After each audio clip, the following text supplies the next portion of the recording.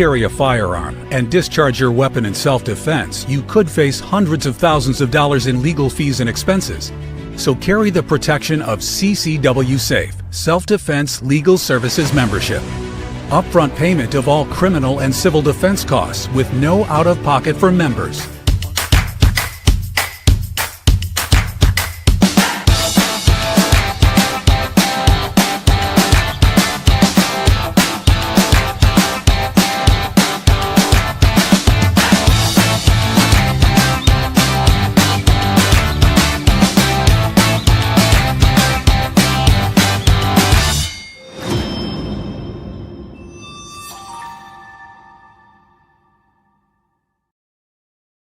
And we are back. I'm Chris Evans, the CEO of Survival Dispatch, joined tonight by my good friend Khalid Mohammed from Command 11 in Pakistan.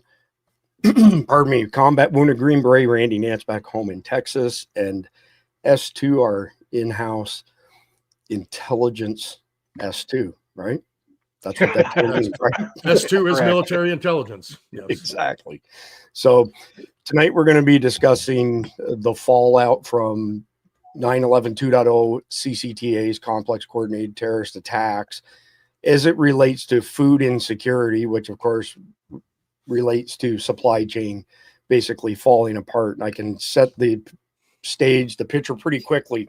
So imagine that we have 10 to 15 tier 2 cities attacked across the country simultaneously. In each location, there are multiple small cells attacking soft targets like schools, retail centers, etc., that there are multiple first responders killed, that they end up seizing the tier 1 trauma center, and it becomes a siege that lasts many days, where they use that as a home base to broadcast heinous videos of beheading and torturing Americans. How many people are sending their kids to school tomorrow? Probably none. And how many people are going to work tomorrow? Probably none. And how long does that last before the supply chain completely breaks down? Well, food on the shelf at your grocery store, typically 3 days worth of supplies. Stock level drops for a product to a certain level. System says to the distributor, please send X amount more of this particular product. It notifies the logistics company, sends out a bill of lading. That can't happen if nobody's actually at work, nobody's driving the trucks to deliver it.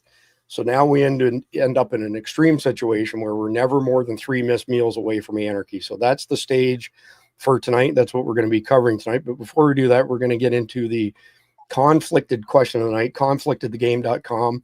There are 14 card decks, pardon me, that are set in post-apocalyptic settings, most of them.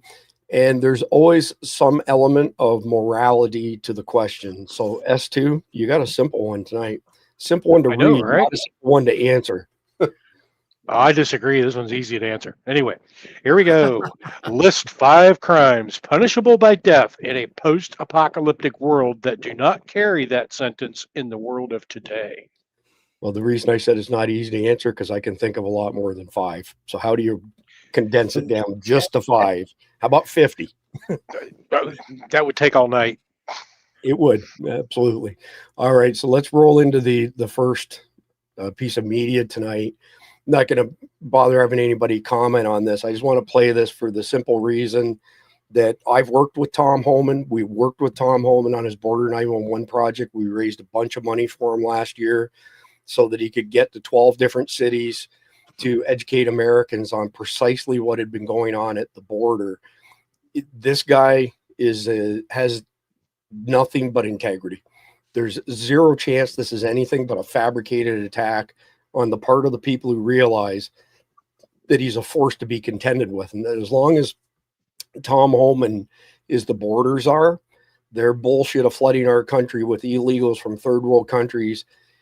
I don't know if you guys got this or not, but Schumer said to Trump, well, we'll let you go ahead. We won't shut the government down, but you have to give free Medicare to all illegal aliens. What a crock of shit. These people are so far out of touch. It's not even funny. Anyway, 1 minute, 32 seconds playing this for my friend Tom Homan, and then we'll move on. What is the story with this, and where did it come from?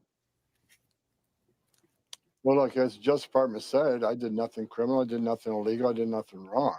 And this is a series of hits against me since the beginning of the year. There's been hit pieces about every week. There was a hit piece on my security detail saying I had 31 security detail. I'm wasting millions of dollars. I had about a fraction, a quarter of that. I think I had 8 security detail at the time. I had a 4-car caravan. I had 2. Another story about I'm helping certain companies with their contracts. Here's what people need to understand.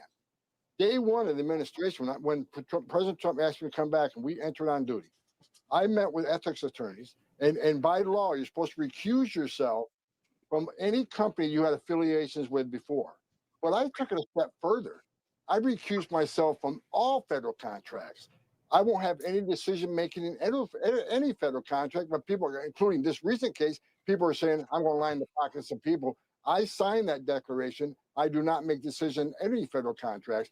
And just so people know, I make about 18% of what I paid in my company to come back and serve my nation. So my family's took a sacrifice. I've taken a sacrifice. I'm back here doing the right thing. The hit pieces keep coming, but I know who's chumming the water. I know who keeps throwing this information out, and the media jumps all over it. And they're going to see some legal actions real soon. I'm working with a legal team. I'm done with it. They can attack me all they want, but we're going to take action. And that is the Tom Homan that I know, and love working with him. So Randy, the next one up is for you. It's actually a post that Khalid made after attempting to paint the Dallas ICE shooter as a white supremacist and failing. MSNBC turns its sights again on Christianity, warning of a new kind of Christian nationalism that blends the founder's intent with Aristotle's views on democracy is taking root in America. And they say it's right-wing conservatives kicking up the aggression. Total bullshit. 43 seconds. What you are seeing here is a movement called Christian nationalism that merges Christianity as it's been practiced in America for, centuries with a very specific interpretation of what the founding fathers wanted, what Aristotle wanted, going all the way back to the ancients. You saw Larry Arnn, who is the president of Hillsdale College and a proponent of this strain of interpretation of the Bible, merge Christianity and protecting the Western civilization values into one and the same thing. It's a very somewhat convoluted argument, but if you distill it into the right talking points, it really hits you in the patriotic heart area, as it were. This stuff is insanity, Randy. How are conservative American Christians supposed to react to this? This is just a made-up narrative. This is insulting, and it's complete bullshit. Well, we've seen this over and over and over and over again. It's to me, it's, the Christians and the conservatives, we already know what the game is, right? So we just keep doing what we're doing and keep doing the right thing. It's no different than the story we just watched on Homan. It's no different than what we watch him do to President Trump ever since 2014. And it's what the media and the side that hates this country, what they do is they're constantly lying about what's actually going on. And whether it's with Trump or Homan or even Christianity, they want you to they try to paint it as like we're all white supremacists, right? That's really what they want you to believe. And it's not about, Christianity so much, although it is, because that is what founded this country, and they want to separate that also. And then they want to get rid of Christians, period. Why? Because we are for doing what's right. And we're also about actually is the inclusive party, right? Because just like our forefathers, the very first act of Congress, the first official act of Congress was to print the Bible in English. And they said that it should be in every house, it should be in every business and every school. And in fact, we taught school off the Bible till the late 1800s. And because they knew how important it was for every person to be able to read and understand the Bible. Why? Well, when you read and understand the Bible and you follow its principles, you see people that are much nicer, right? Much more giving, much more service oriented, and it blends for a nice society, right? People are nicer at each other. We do things for each other, and we're there for each other. You don't see any of that happening on the left. It's all about, on the side that hates this country. They're all about, let's twist things, let's lie, do whatever they have to do to change the narrative to make us all look bad. So why are they, the people who hate America, why are they so threatened by Americans who love God and country? Well, it goes against all their narrative, right? Whether it be the gay stuff, the transgender, and you look at all the other policies that they've got going on, none of them are backed by scripture or what people with integrity and people that want to do things for the right reason would do. And we are the biggest object that's in the way of them. And until, for them to be able to do all their stuff, they need to get rid of Christians and Christianity, because we want to do things that are right and legal and just. And that is not what their plan is. I mean, it's not even close. Yeah, we don't want our kids cutting off their genitals and making them mentally delusional that they can be something that they're not. Well, or even trying to decide that at all at that age. That should not even be anything that any kid has any purview or anything about. But you look at where we are today. And that's why they're trying to get rid of Christians, because we don't put up with that. We don't say that is good and that's okay, because it isn't. Correct. Yep. Well said, Randy. How's your blood pressure? It's going up. Mission I accomplished. don't have one of those watches. We'd be hearing it right now. Look, I didn't wear my watch today for a very specific reason. It's sitting over there on the other desk. All right, next one up's for you, Khalid. And this is one that you posted earlier today. This is what their organizing website says about themselves. Crime Think is a rebel alliance, a decentralized network pledged to anonymous collective action, a breakout from the prisons of our age. We strive to reinvent our lives and our world according to the principles of self-determination and mutual aid. We believe that you should be free to dispose of your limitless potential on your own terms, that no government, market, or ideology should be able to dictate what your life can be. If you agree, let's do something about it. And this is with regards to Antifa. Go ahead and roll with that, Khalid. I love these guys. I really do. This whole Antifa, Transtifa generation is really fun. The whole thing, what I found funny when I read this on the website, a rebel alliance. What are you, Star Wars? There's Darth Vader and there's a rebel alliance. Are you joking? This is like the Taliban's propaganda wing. They print books, they print flyers. People go and print out the flyer. They take it to the local photocopy place. Back in my day, it was Kinko's. I don't know if Kinko's still exists in the U.S., but they take them there. They print them out. They take them. They stick them all over town. That, if this is fascism or if this is this. I went through and I read through some of their documents, and I just shook my head, going, "Are you joking? You guys are talking about anarchy. You guys are talking about a system where America is no longer America, and the idea that you have some kind of potential." Well, that potential exists because of the structure of the United States. You take that structure away, you're just a dumbass. And the funny part for me is, no matter how intelligent you may be, no matter how smart you may be, at the end of the day, what you're asking for is anarchy. And in anarchy, nobody can be successful. It's just not possible. I mean, it's crime, and it's first-class crime. They put this stupid magazine out every month, and it's just full of hate. I don't understand. Let me phrase this right. I don't understand the difference between Antifa, the Taliban, and ISIS and Al Qaeda anymore, because you guys are running the same kind of language they are. You are teaching the same way they are. You are indoctrinating people the same way they are. You are a collection of people that it doesn't matter if it's Occupy, if it's climate change, if it's transgender activities, if it's violence, you're involved, because it all carries your cause forward to bringing anarchy to the US. And once you have anarchy, do you realize what happens once anarchy starts? You could be the smartest person in the world. Once anarchy hits the country, you're worthless. There's absolutely nothing you can do. The best document I saw on there, melt ice, be like water. And I was like, oh my God, are you kidding me? Tell us how you really feel. No, I can't. I can't use that language. I can't use that language on here. Mixing Sun Tzu with collectivism. Yeah. That's right. I'm telling you, if anywhere these guys protest, it is a perfect target-rich environment.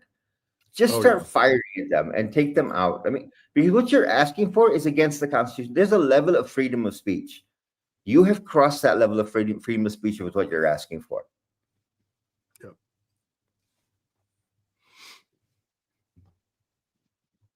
You're on mute, Chris. S2, before we move on to the next article for you, what can average Americans do to fight back against these shitheads? Right now, you have to be aware of them, but resist their propaganda. Take it for what it is. Be aware of it. Unfortunately, there's nothing we can do to shut them up because they have First Amendment protections as well. But as Khalid said, when you start talking about insurrection, it's time to start getting some visits from some particular people from some three-letter agencies. And if you see those things going on, then report them to your local law enforcement and let them handle it. All right. Thanks, S2. So the article that we've got teed up for you is from the Department of Justice. Man arrested and charged with attempting to provide Al-Qaeda with weapons. A criminal complaint was unsealed today after a Tulsa, Oklahoma man appeared before a federal judge for attempting to provide 3D printed weapons to an individual he believed was receiving them on behalf of Al-Qaeda. Andrew Scott Hastings, 25, is charged with attempting to provide material support or resources to designated foreign terrorist organizations and illegal possession or transfer of a machine gun. How for everyone that we catch like this, how many are that we don't catch, S2? That's the first question. 10, 20. I mean, we've got a lot of people in our military right now, in our military ranks right now, that are just as corrupt as this dude is and have a bone to pick with whomever for whatever reason. I mean, we've been seeing a lot of this over the last decade. In fact, I think it was supposed to be today that the guy was supposed to get get sentenced. The barracks bomber, forget what his name is, Nidal something or other. Yeah, Abu Nidal. Yeah, we've been seeing a lot of that going on for the last 10 years, so it's not really surprising. So this guy was in the Army National Guard and was an aircraft mechanic. How did he avoid detection for so long that nobody else picked up on what this guy was doing? Was he keeping it really QT, under the QT? Well, you have to understand what the U.S. military screening and vetting processes are designed to do. They're designed initially to ensure that recruits and personnel meet physical, mental, moral, professional standards for service and security clearances. And the key steps in that process is the initial recruiting, which is conducted by recruiters, which involves self-reporting of medical history, which would be a DoD Form 2807-2, basic checks for age, citizenship, education, criminal involvement, and so forth.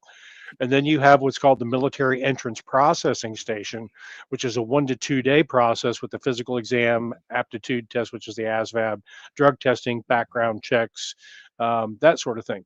Then you have the security vetting for clearances. And this involves background investigations conducted by the FBI and any other agencies that may need to be involved based on what your security clearance is. You have financial reviews to see if you would be targeted for extortion or bribery. And then there's a continuous vetting under Trusted Workforce 2.0. This actually is supposed to automate checks against criminal, financial, and terrorism database.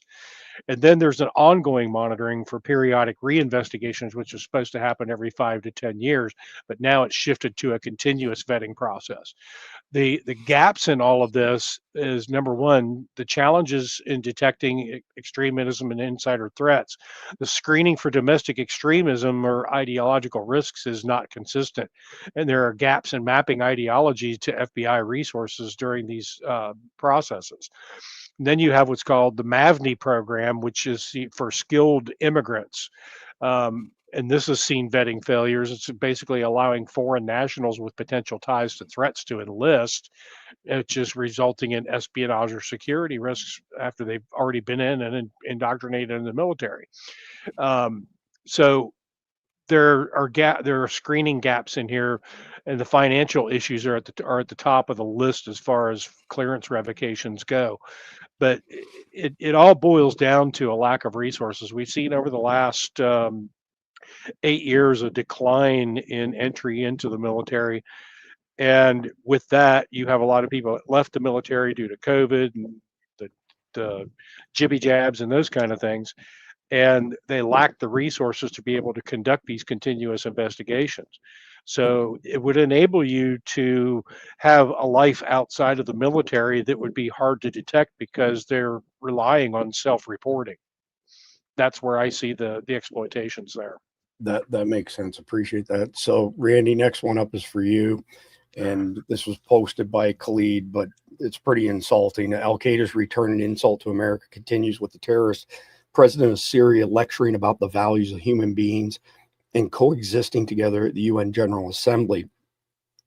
While pointing the Assad regime's injustices, he forgets to mention that his army has totaled 10,672 people murdered, including 3,020 in extrajudicial executions. While he's been in the U.S. enjoying the accolades and praise, his army has been burning Christian villages to the ground. This is what you get when you allow terrorists to take power and pat them on the back for their objectives and successes. Petraeus and Barak should hang their heads in shame for showing respect to Al-Qaeda mid-tier leadership. So this guy, Jelani, who's in charge of Syria, was in Al-Qaeda. Then he splintered off the first faction of ISIS. He was on our most wanted list with a $10 million reward on his head until the not too distant past. And now he's come to New York this week to lecture us. Why is this guy even on American territory? But 1 minute video, and then prepare for your blood pressure to go up, Randy. I come to you from Damascus, the capital of history and the cradle of civilizations, a beautiful country that has taught the world the meaning of civilization and the value of human beings and coexistence to be a beacon for the world. Syria, however, for 60 years fell under a repressive rule that disregarded the value of the territory it ruled over. For long years, we've suffered injustice and deprivation and oppression. Then we rose in claiming our dignity. The previous regime has used the worst kind of torture against our people, chemical weapons and bombardment and torture in prison and displacement and sectarian strife, and used drugs against our people and the world. It has torn our country apart. I mean, just wow, Randy. Why does this guy sound like he's reading a script the CIA wrote? Right. Or something, that was terrible, in fact, but I don't know. I'm with you. I don't understand it. If this got a $10 million reward on his head, where did that go? How did we do away with it? You know what I'm saying? And if he started ISIS, this guy has no business being put in leadership anywhere or going to the UN or coming here. None of that makes sense, with the exception of what we see, that they're just embracing, the side that hates this country is embracing, I think, Islam and transgender because of, the Muslims, certainly your radical ones, they have no problem killing people. And apparently that's exactly what they're looking for that side, because we look at 2020, apparently the black community wasn't violent enough, didn't kill enough folks. So then they moved over to gays, then to transgenders. And now we brought in all the Muslims, Islam, from criminals and terrorists all over the world. There's only one way that can go. I mean, there's no other possible outcome. And how can any of our elected officials have this guy come over and have some kind of serious or legitimate talks, whether it be about peace or further war or anything? It makes no sense, because the guy's worse than a criminal. He's a proven killer, and he is not He's not here to assimilate with us, right, and to coexist. It's the same thing with saying about the people in Dearborn. That's not what they're here for. This guy, that is not. You know what I mean? He didn't become a part of ISIS so that then they could turn things around and then smooth the whole country over. That's not the plan. Khalid, correct me if I'm wrong. Wasn't it last month that his, henchmen murdered 2,000 Christians in 1 week alone? Yeah, it was last month that he killed 2,000 Druze. They have been marking houses in Damascus of Christians, just like ISIS did in Iraq, and they have displaced 91% of Christians, and those who would not leave, they executed. Jolani is there's an interesting backstory to Jolani. He was put in place because Muslim Brotherhood supported him, and Muslim Brotherhood has infiltrated the State Department. Muslim Brotherhood's infiltrated the State Department to such a point that they literally can control decisions inside the State Department. The State Department started working 10 years ago to groom this guy to become the leader of Syria. He spent from 2006 to 2011. He was in Camp Bucca, the U.S. jail in Iraq. Petraeus put him in jail, and then Petraeus the other day was asking if he's getting enough sleep and how healthy he is. It's just it for me, it is such an insult that I literally go, if bin Laden was alive, would you give him Afghanistan and say, well, why don't you come to America and represent Afghanistan? It's just an insult to everyone who fought in the war on terror. It's an absolute insult. It's definitely crazy. You're on mute again. Thanks, Randy. I got something stuck in my dang throat tonight. I'm trying to cough it out. You guys speaking. Oh, I thought you were talking. I was. But I got a frog in my throat here. So the last story for tonight's sit rep is on screen here. I'm going to read it quickly. Khalid will address it. And then because it's hacking related, S2, I want to get you to weigh in before we roll into the main topic tonight. But we'll go to Khalid first. So one of the biggest stories of the day is Iran's public broadcast of their hacking success in the Spider's Nest operation right before the 12-day war began. IRIB-1, Iran's state broadcaster, has released numerous pieces of intelligence stolen from Israel in the operation. The broadcast showed residents of Israeli Minister of War, video from inside the Dimona nuclear site, diagrams and information said to map the personal networks of Israeli nuclear scientists and industry staff. Dozens of images allegedly taken inside Israeli nuclear facilities were shown, along with what appeared to be passports of Israeli nuclear scientists and correspondence between Israel and the United States. Top secret files related to Israel's nuclear program. According to Iran's previous claims, they have a massive store of intelligence on both Israel, the United States, and the IAEA, which is the International Atomic Association. Khalid, this is pretty big if it's true. It is true. Okay, I was going to say, on a scale of 1 to 10, how much weight does this have behind it? This is huge. Iran ran for the 2 months prior to when the 12-day war started. Iran was running a hacking operation inside of Israeli servers. They have pulled out so much data that right after the 12-day war ended, they ran video of one of the pilots. And it was a female pilot. They ran her video, they put up her passport, they put up her military ID, they showed her husband, they showed her children. The level of information IGRC has pulled. And when the hack happened and they went public with it, I think it was about a week before Israel started bombing Iran. We contacted some of our contacts inside of the IRGC. The amount of information they spilled out of their mouths, then we went, oh my God, if this goes public, this is going to destroy a lot of relationships. But X wouldn't let us post the videos. I had to go to our Substack and to the Command 11 website to post the videos because X would not allow it, and I don't know why. But if you see the videos, yeah, there's passports in there. There are a lot of pictures. They did one video where they completely mapped out the networks of some of the Israeli nuclear scientists. This is only a taste. They are getting ready to drop a bombshell, and a lot of information is going to come out. And there's a lot of confidential information that's been passed between the U.S. and Israel. I've seen a couple of the documents they have, and if these go public, the U.S.-Israeli relationship with the rest of the world is going to be in a lot of trouble. I appreciate you adding that, Cleve. Thank you for the clarity. Let me just get S2 up here on stage. So S2, oh, I see you've changed your clothes. I kill you. I had to do it when we were talking about Jelani. I'm sorry. It's all I good. love this character. This guy's fantastic. Yeah, he is.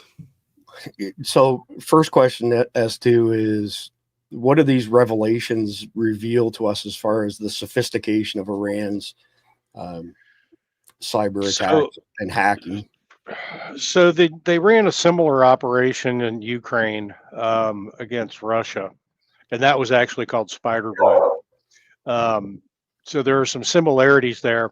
And in all truthfulness, what I think they do is they're hiring outside hacking groups. For instance, this seems to be, the fact that it's called Spider's Web seems to feature the hacking group called Scattered Spider. And that's what they specialize in, is going in and getting behind people's networks and extracting data. I've seen several corporate entities that have detected them within their defenses. So these guys are very sophisticated. In fact, Scattered Spider is probably one of the top 10 cybersecurity threats that are going on right now. All right, I appreciate that. Thank you very much for the clarification there as well.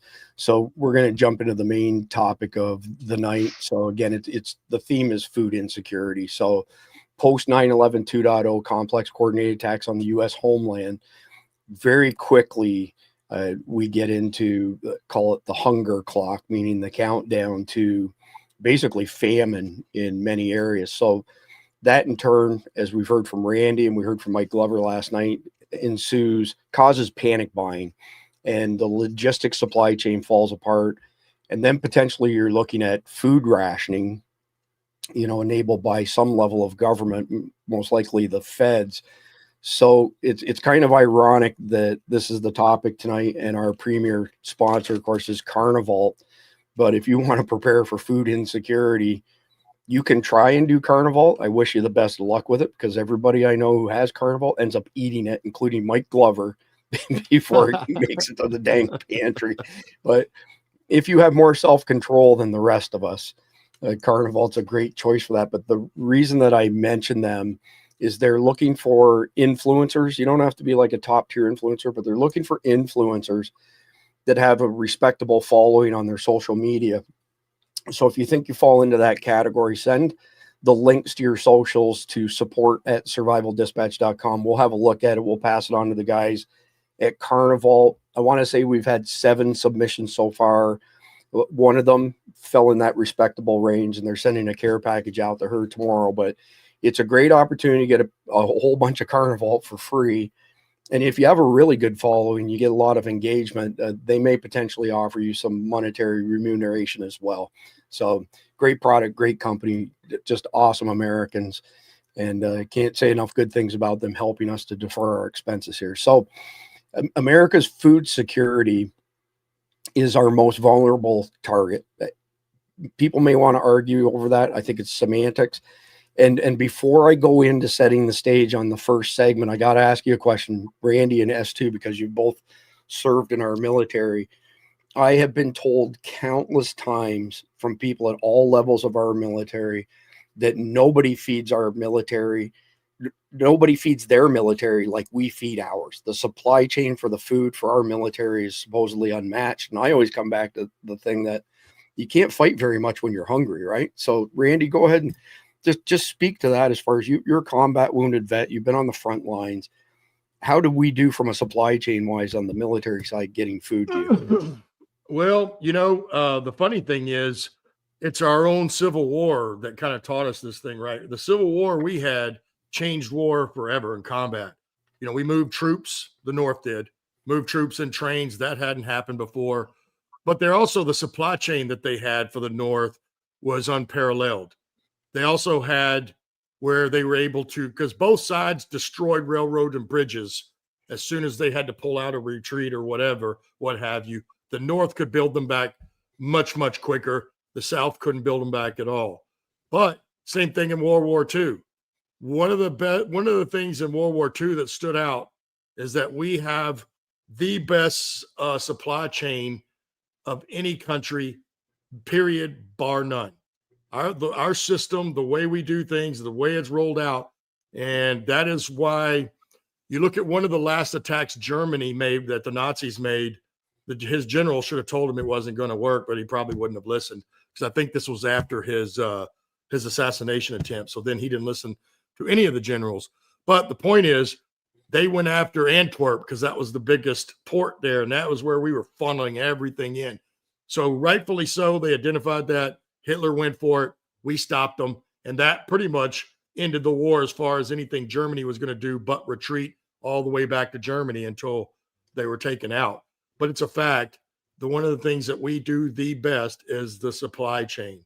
And it's one of the reasons we have been so successful as a military, not just because we're free and everybody go fights a little harder, because at the end of the day, if you don't have supplies, you run out of bullets, food, and water, you're not going to win. It's just a simple fact.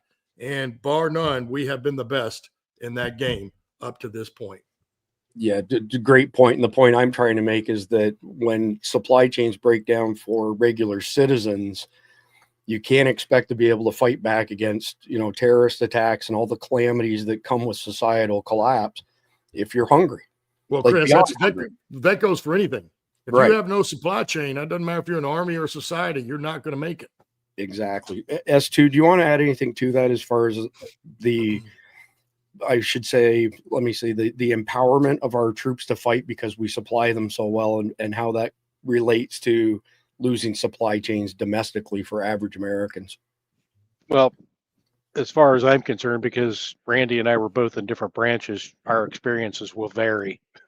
Were you a Marine? Yes. I'm sorry. I do say that because everybody knows the Marines get dealt a dirty hand, and it's because the Navy owns them. That's unfortunate for those guys. Yeah, when you're on base, yeah, the food's great. It's great. But when you're out in the field, yeah, not so much. Are you talking about the food or the crayons that you guys eat? We resorted to eating crayons because the food was that bad. Thank you. Now you know why. Okay. Now you know the rest of the story. All right. Okay. I'll buy that. Good one, S2. Good comeback for sure. All right. So let me set the stage a little bit more detail here. And I want to say that none of this that we're putting out there is theoretical. None of it is stuff we've manufactured. This comes from intel from Khalid's guys on the ground in Afghanistan, as well as his additional sources who shall remain unnamed for the time being, because it seems like everybody in Khalid's orbit ends up with death threats against them sooner or later. I'm just saying, it's Khalid brings that air with him. But anyway, all joking aside, you like Donnie from the Conflicted Stories? Right. Oh, yeah. That's coming up in the next deck, which we're almost ready to tackle. We might be changing new names. You might be right. changing your name, Khalid. All right. So we've got 5 segments to this topic tonight. The first one is understanding post 9/11 2.0 and the hunger clock. So you've got all these coordinated attacks, the food infrastructure, just like every other supply chain, breaks down almost immediately. This is not a single mission like 9/11 1.0 was. This has, follow-on attacks. And it's not just follow-on attacks the day of the initial attacks. It's forever. Our country will be forever altered by this. When you let 200,000 special interest aliens into the country, and I don't believe that's the number, and neither does J.J. Carroll, but that's what the Mayorkas DHS says. SIA equals terrorist or terrorist associate, period, full stop. The damage that 200,000 terrorists can do to us, it will last long beyond our lifetimes and long beyond our children's lifetimes. So this impact on supply chains is not something that's just going to go away as we get further and further away from the initial attacks, because there will be multiple follow-on attacks. It's going to unfortunately become part of life. These guys also specifically will target things like transportation hubs where they can get the biggest bang for the buck. If you want to see a really big bang for the buck, there's been intel for years that they want to take out the Golden Gate Bridge in San Francisco. That would alter that part of California forever. We still haven't rebuilt the bridge in Baltimore yet, for crying out loud. The original bridge in Baltimore was built in 1 year. What are we now? 3 years after that? Wow, I'm getting all kinds of emergency notifications. Are you guys getting anything? Not You hear yet. that? Nope, nothing here. I got every device in my office is going off right now. Probably turn You on my might want police to look scanner. at it. It might be your local area. Holy shit. We got a local child abduction just happened. Wow. Oh, good. Man. That's not something that happens in our neck of the woods very often. But anyway, apologies for the interruption there. So when I say hunger clock, what I'm suggesting is that because there's such a limited amount of food on the shelf in grocery stores, it doesn't take very long before people end up going without. The restaurants don't have any food to serve. And look at, how many times have I said this? Look at what happens on Black Friday where people will beat the tar out of each other over a TV. What are they going to do for food and food for their family? Just look at the videos of the crap that happens in fast food restaurants when somebody gets their order wrong and they completely lose their mind. So what makes this even worse is you end up with panic buying as well. And I've seen this firsthand multiple times because we live in Hurricane Central. Most of us are prepped. We're ready for hurricanes, but there's a group of people who aren't prepped, don't care, completely disregard. And then at the last minute when the Weather Channel says, oh, by the way, this Cat 5 hurricane's fixing to hit you, then they go into panic mode and it's complete chaos, to say the very least. So the next piece to this would be that our national security depends on food networks. It's not just military assets. Again, if you don't have food, you can't fight. It's that simple. You can't fight effectively, that's for sure. And there's been all kinds of incidents in recorded history where famine has done really destructive things to society. So S2, I want to get your opinion first on attacks on food infrastructure, as far as them being strategically different than, say, the symbolic targets.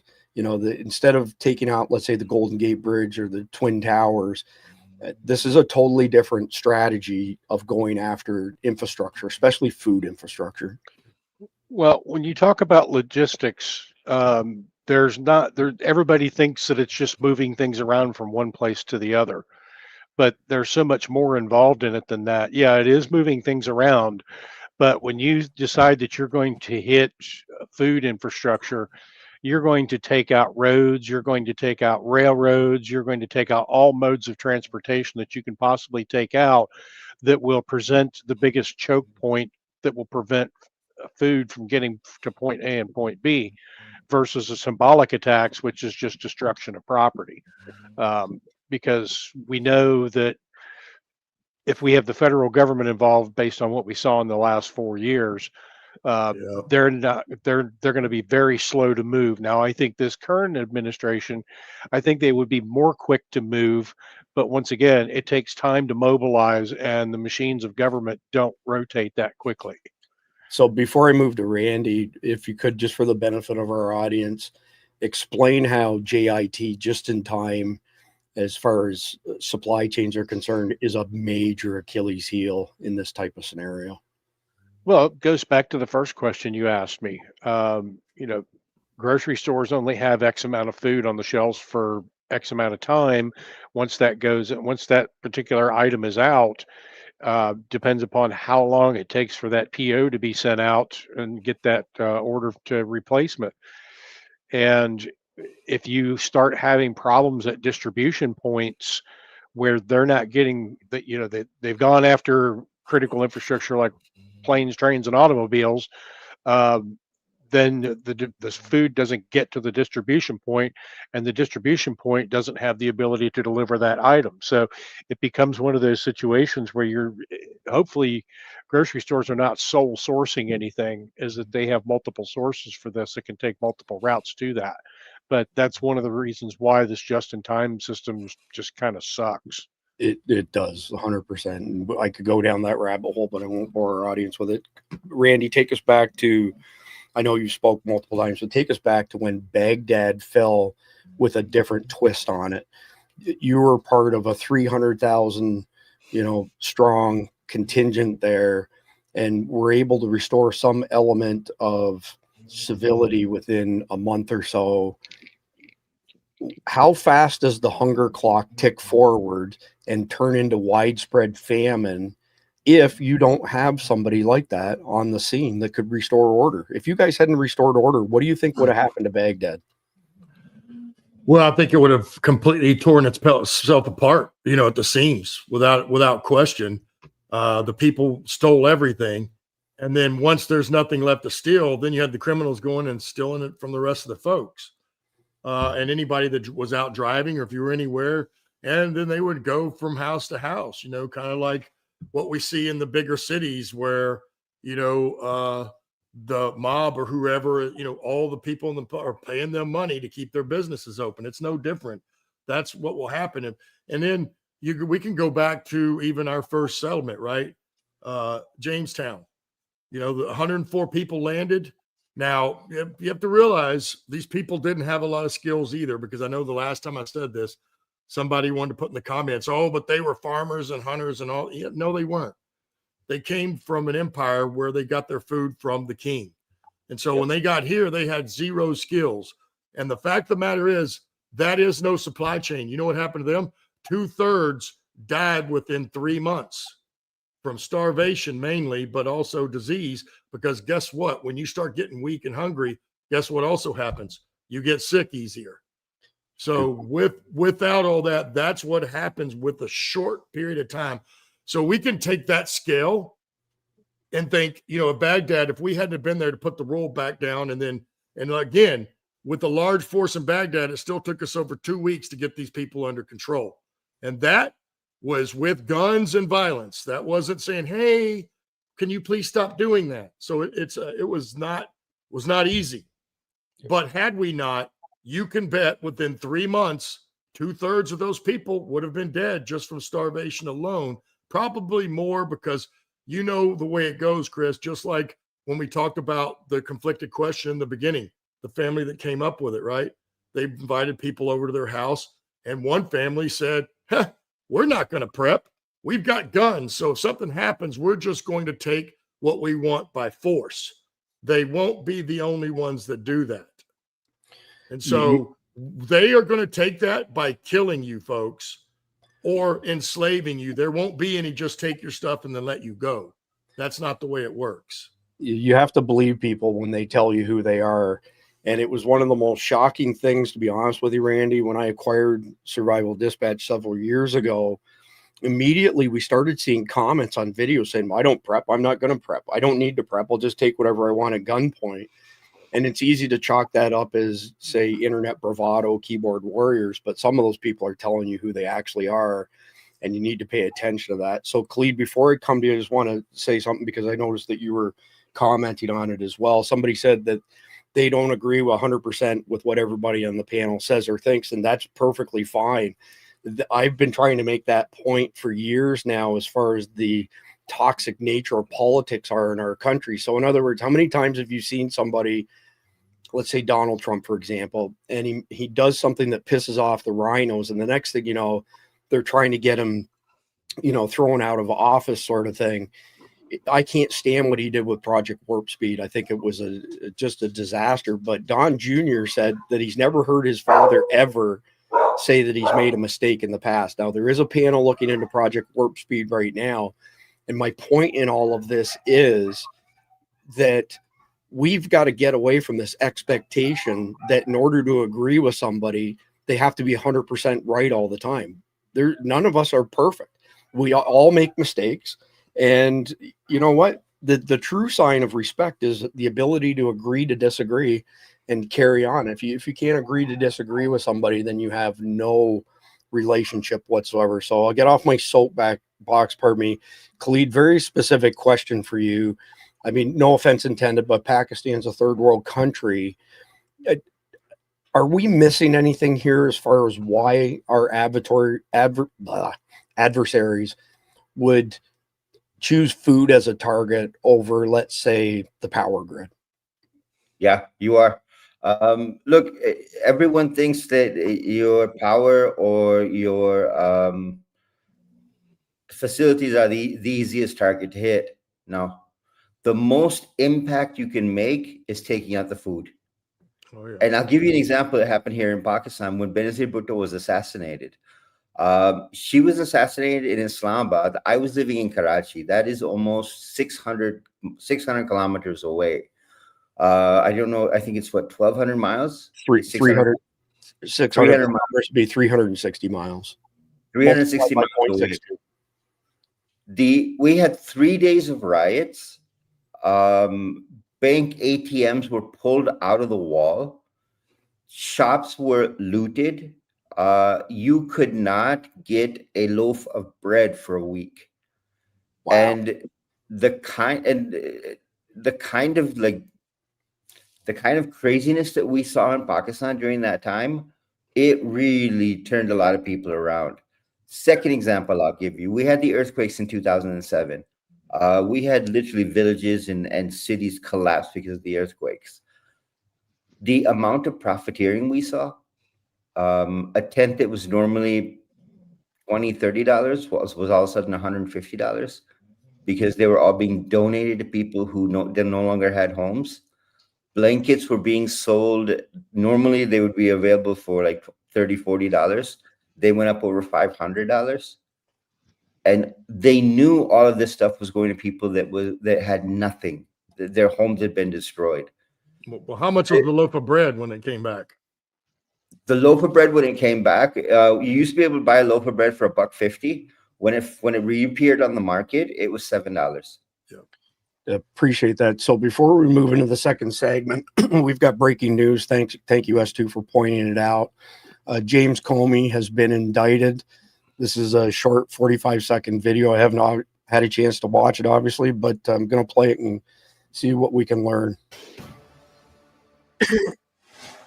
Welcome back. Breaking right now. Tonight, a major update to a story we brought to you earlier in the hour. A grand jury has just handed down an indictment for former FBI Director James Comey. The Justice Department accuses Comey of lying to Congress while under oath back in 2020. Let's bring in David Spunt with all the breaking details. David, what can you tell us? Well, Jillian, we are waiting to get the actual details of the indictment. We're just told that an indictment has been handed up against the former FBI Director James Comey. So all joking aside, does this guy have like Bela Lugosi's hair guy? But yeah, I know I just dated myself there, but yeah. Apologies for the interruption. I don't want to speculate on the actual charges yet until I see the paper in hand. That's the only responsible thing to do. But we know that James Comey, the former FBI director, has been indicted. We're waiting to see if there's any sort of comment from the Justice Department. So that's all the details that we have right now. As more information becomes available, we'll try and bring it to you. If you're in the audience and you find some breaking details, please put a link in the chat and we'll give you a shout out for it. We'll bring it up. And S2, if you happen to find anything else, thank you for bringing that to our attention. If S2 hadn't mentioned that to me, I wouldn't have known, wouldn't have been able to share that with you. So moving on to the second segment, which is the anatomy of coordinated attacks. So you've got simultaneous strikes hitting things like ports, rail yards, processing plants across multiple states. So this is not the 9/11 2.0 stuff where the intel is really, really solid and a solid timeline of November to Ramadan, which is February 18th, 2026, where they're attacking 10 to 15 mid-tier cities with one tier 1 trauma center. This is afterwards. This is the stuff that will continue. This is the fallout from letting hundreds of thousands of terrorists into our country, essentially. There's actually been quite a bit of intelligence on this sort of stuff for many, many years as far as attacking our infrastructure is concerned. They know that they can't land on our shores and win a kinetic war. So they go after all of these things around the periphery. And a lot of this is China as well, right? China would love to weaken us to the point where they become the most powerful in the world, but not weaken us to the point that they can't make trillions of dollars off of us each year by us buying their products. So they're kind of in a unique situation, but they definitely want to displace us. So you end up with things like drone attacks. Well, we've been discussing for over 3 years now people laughed at us when we said drones would be used to attack, things like open air venues like football games. 8,000 intrusions on NFL stadiums last year by drones, by the way. Look it up. That's an easy number to confirm. So you've seen what's happened with FEMA, whether it be Hurricane Helene and other natural disasters. The agency is not up to the task. Let's just leave it at that. So the other part of this is that a lot of this sabotage is very low-tech stuff. And we're going to get into that, talk a little bit about that in this segment. And the difference here, 9/11 2.0 is all about the spectacle. This is about setting a tone of fear, very pervasive, deep fear across America. Then these follow-on attacks, these are all about starving people, hurting them, retribution, for all the bad things that, let's say, I don't know, maybe the CIA has done to countries over the years. I'm sure I'll get a chopper overhead here before too long. Long story short is by day 3, the shelves are empty. The hunger clock now is accelerating, and it just goes downhill from there. So S2, I want to come to you first. What U.S. food hubs are the most vulnerable to coordinated strikes, and why? In other words, there are some major centers of trade, and I can think of one off the top of my head being Chicago, that when we send stuff by rail, East Coast to West Coast, almost all of it goes to Chicago, gets taken off one rail line and put onto another rail line, and then carries on to California. You take out Chicago and you're going to mess up a whole lot of logistics across the country. But I'll leave it at that and defer to you on this, S2. What else are we looking at for vulnerable hubs? Well, I tend to look. I tend not to look as closely inside the United States, although there is. I look on the outskirts, like places like Long Beach, California, where we get imports. Other areas of delivery to the interior of the United States. You've got New Orleans, it's a hub. You have Houston, that's a hub. You'll have Charleston and Savannah. You have Jacksonville, Miami. You'll have Norfolk. You'll have New York, New Jersey. And then even coming out up into Canada, you'll have on the outskirts, you'll have Seattle, Tacoma, and then Vancouver and Montreal, which are major importation areas there.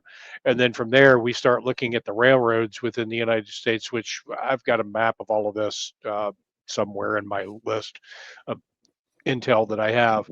But those are the major choke points. And if you hit those major choke points, that cuts everything off from being able to be transported.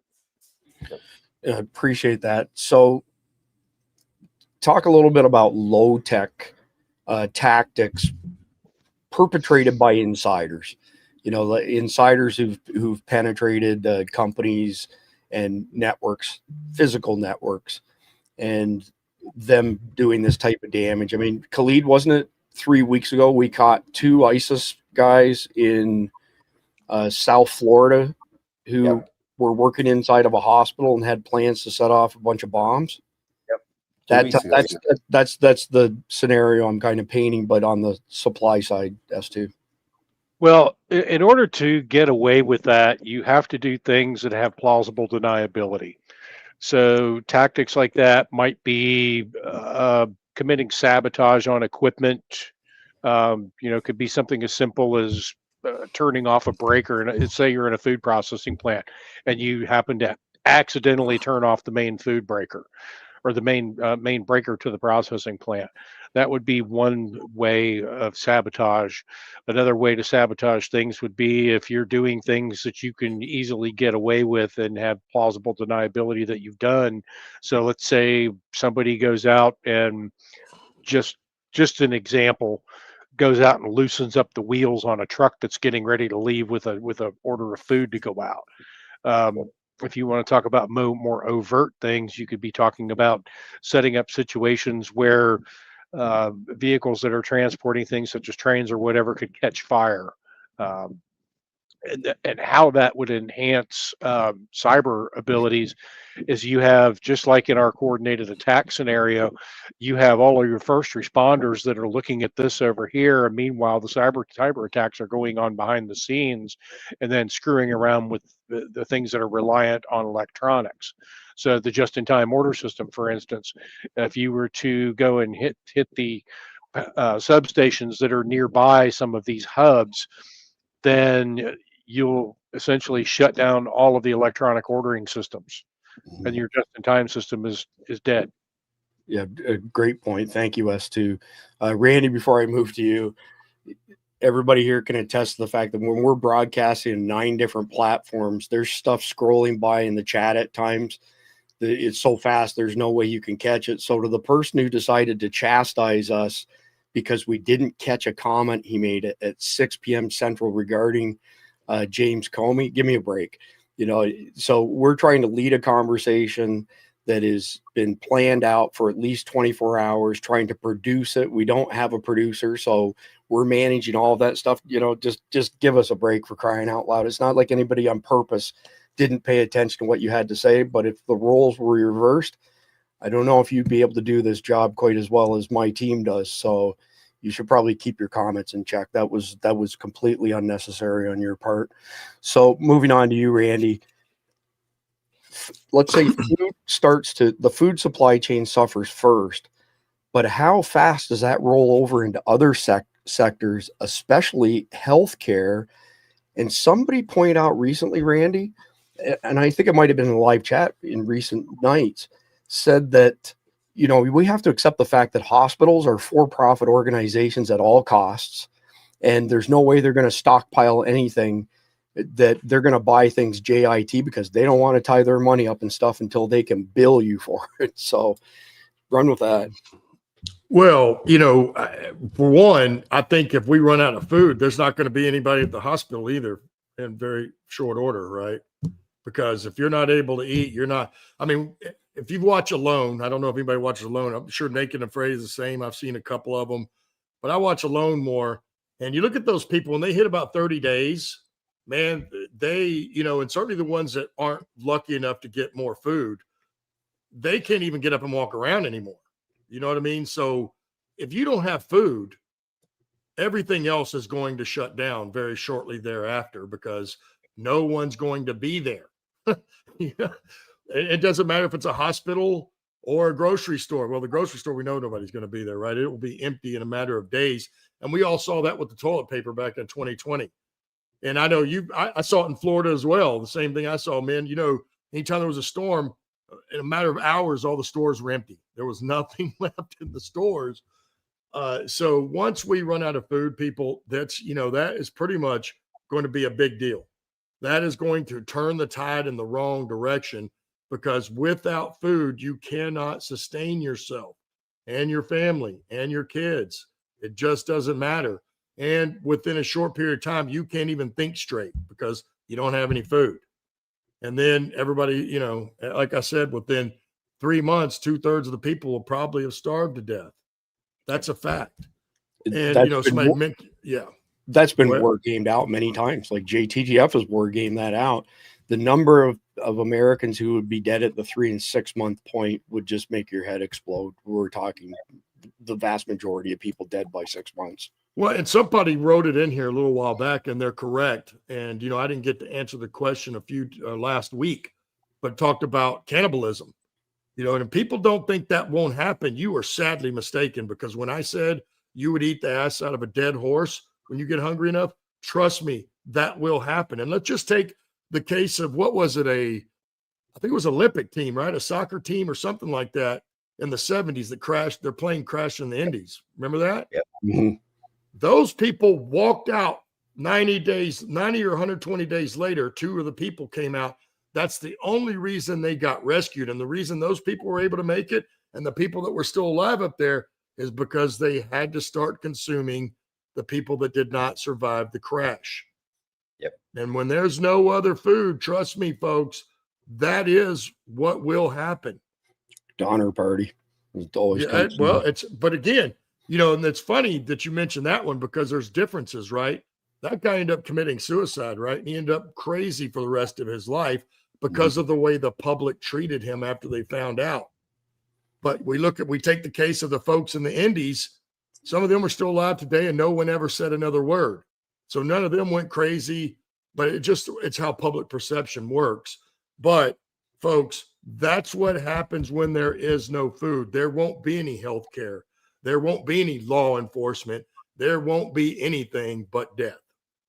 Yep. So yeah, very well said, by the way, Randy. So Khalid, I've got a couple questions for you, but I forgot to ask you a question last go around that I'd like you to speak to if you can, and that's agro-terrorism.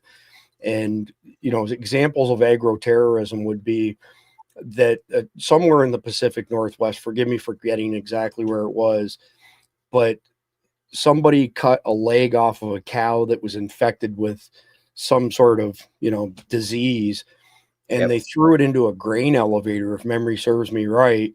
And they were attempting to poison the food supply chain. Agro-terrorism is a big deal. The Chinese have been trying to do it to us here, for crying out loud. Go ahead. If you remember about a month ago, it was in Michigan. They arrested 2 Chinese scientists who had figured out a way to decimate the entire corn crop with just a little bug.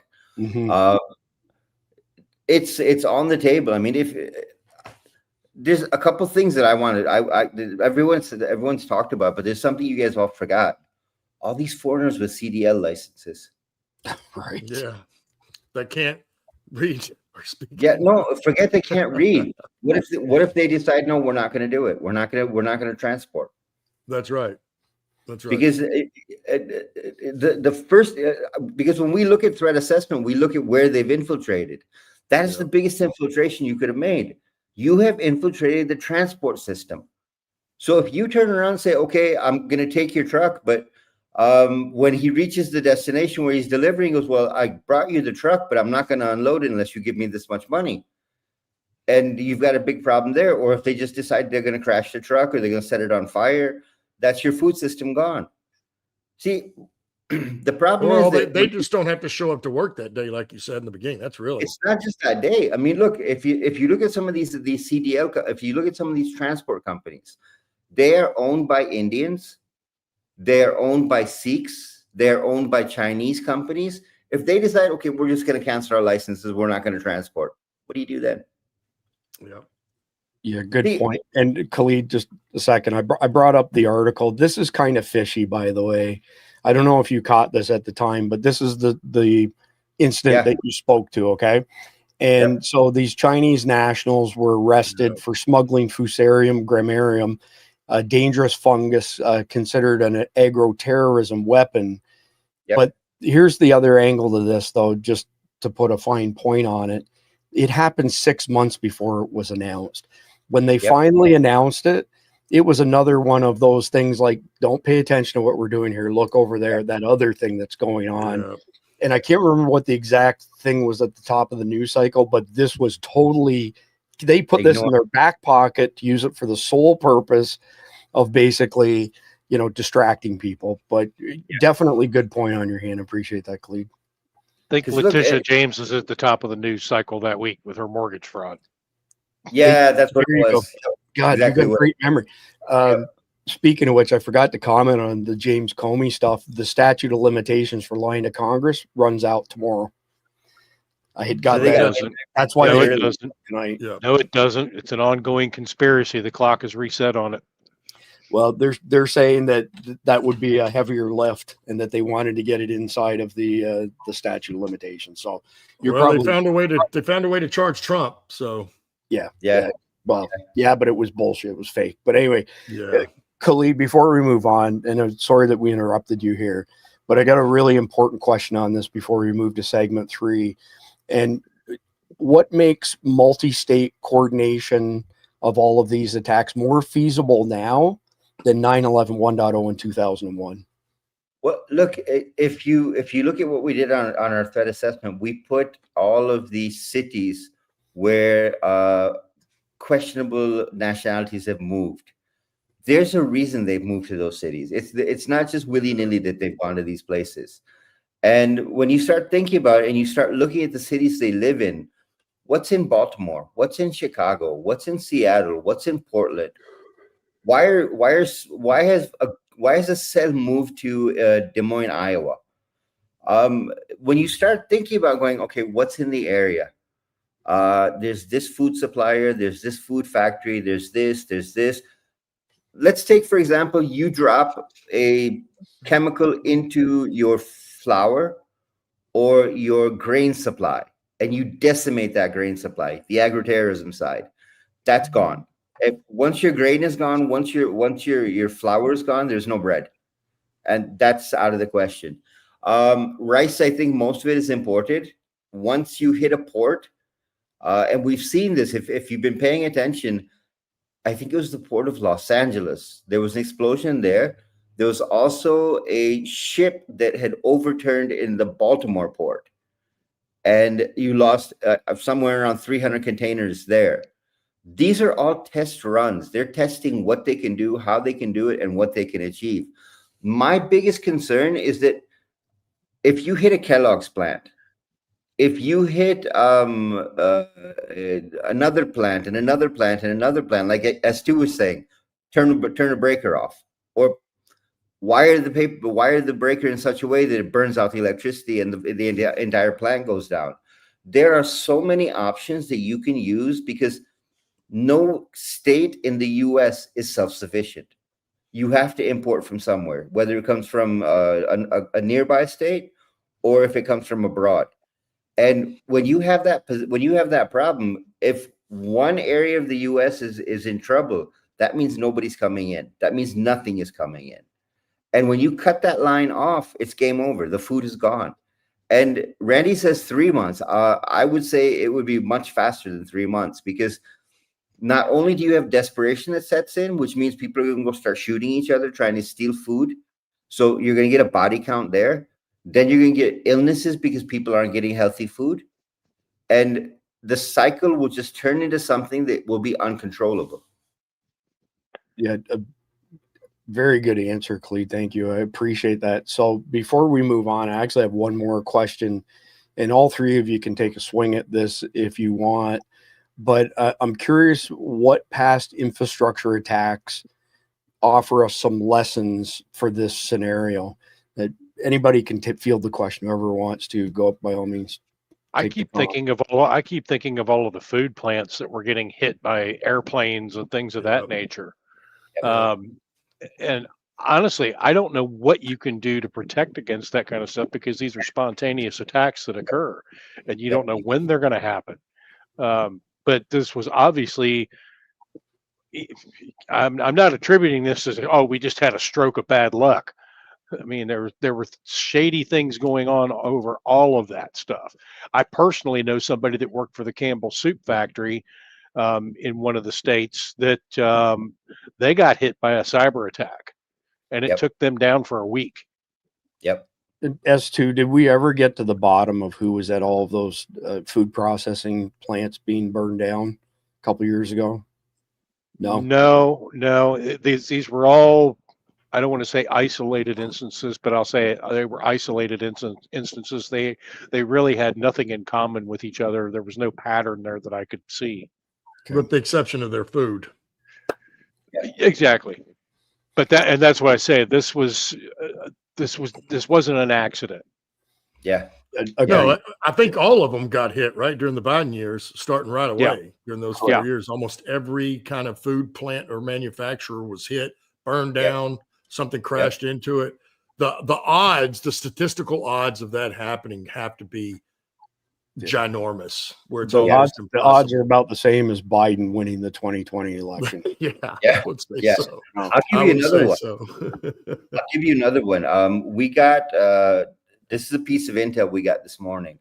Al-Qaeda and the Islamic State have now figured out how to deliver chemical and biological weapons via drones.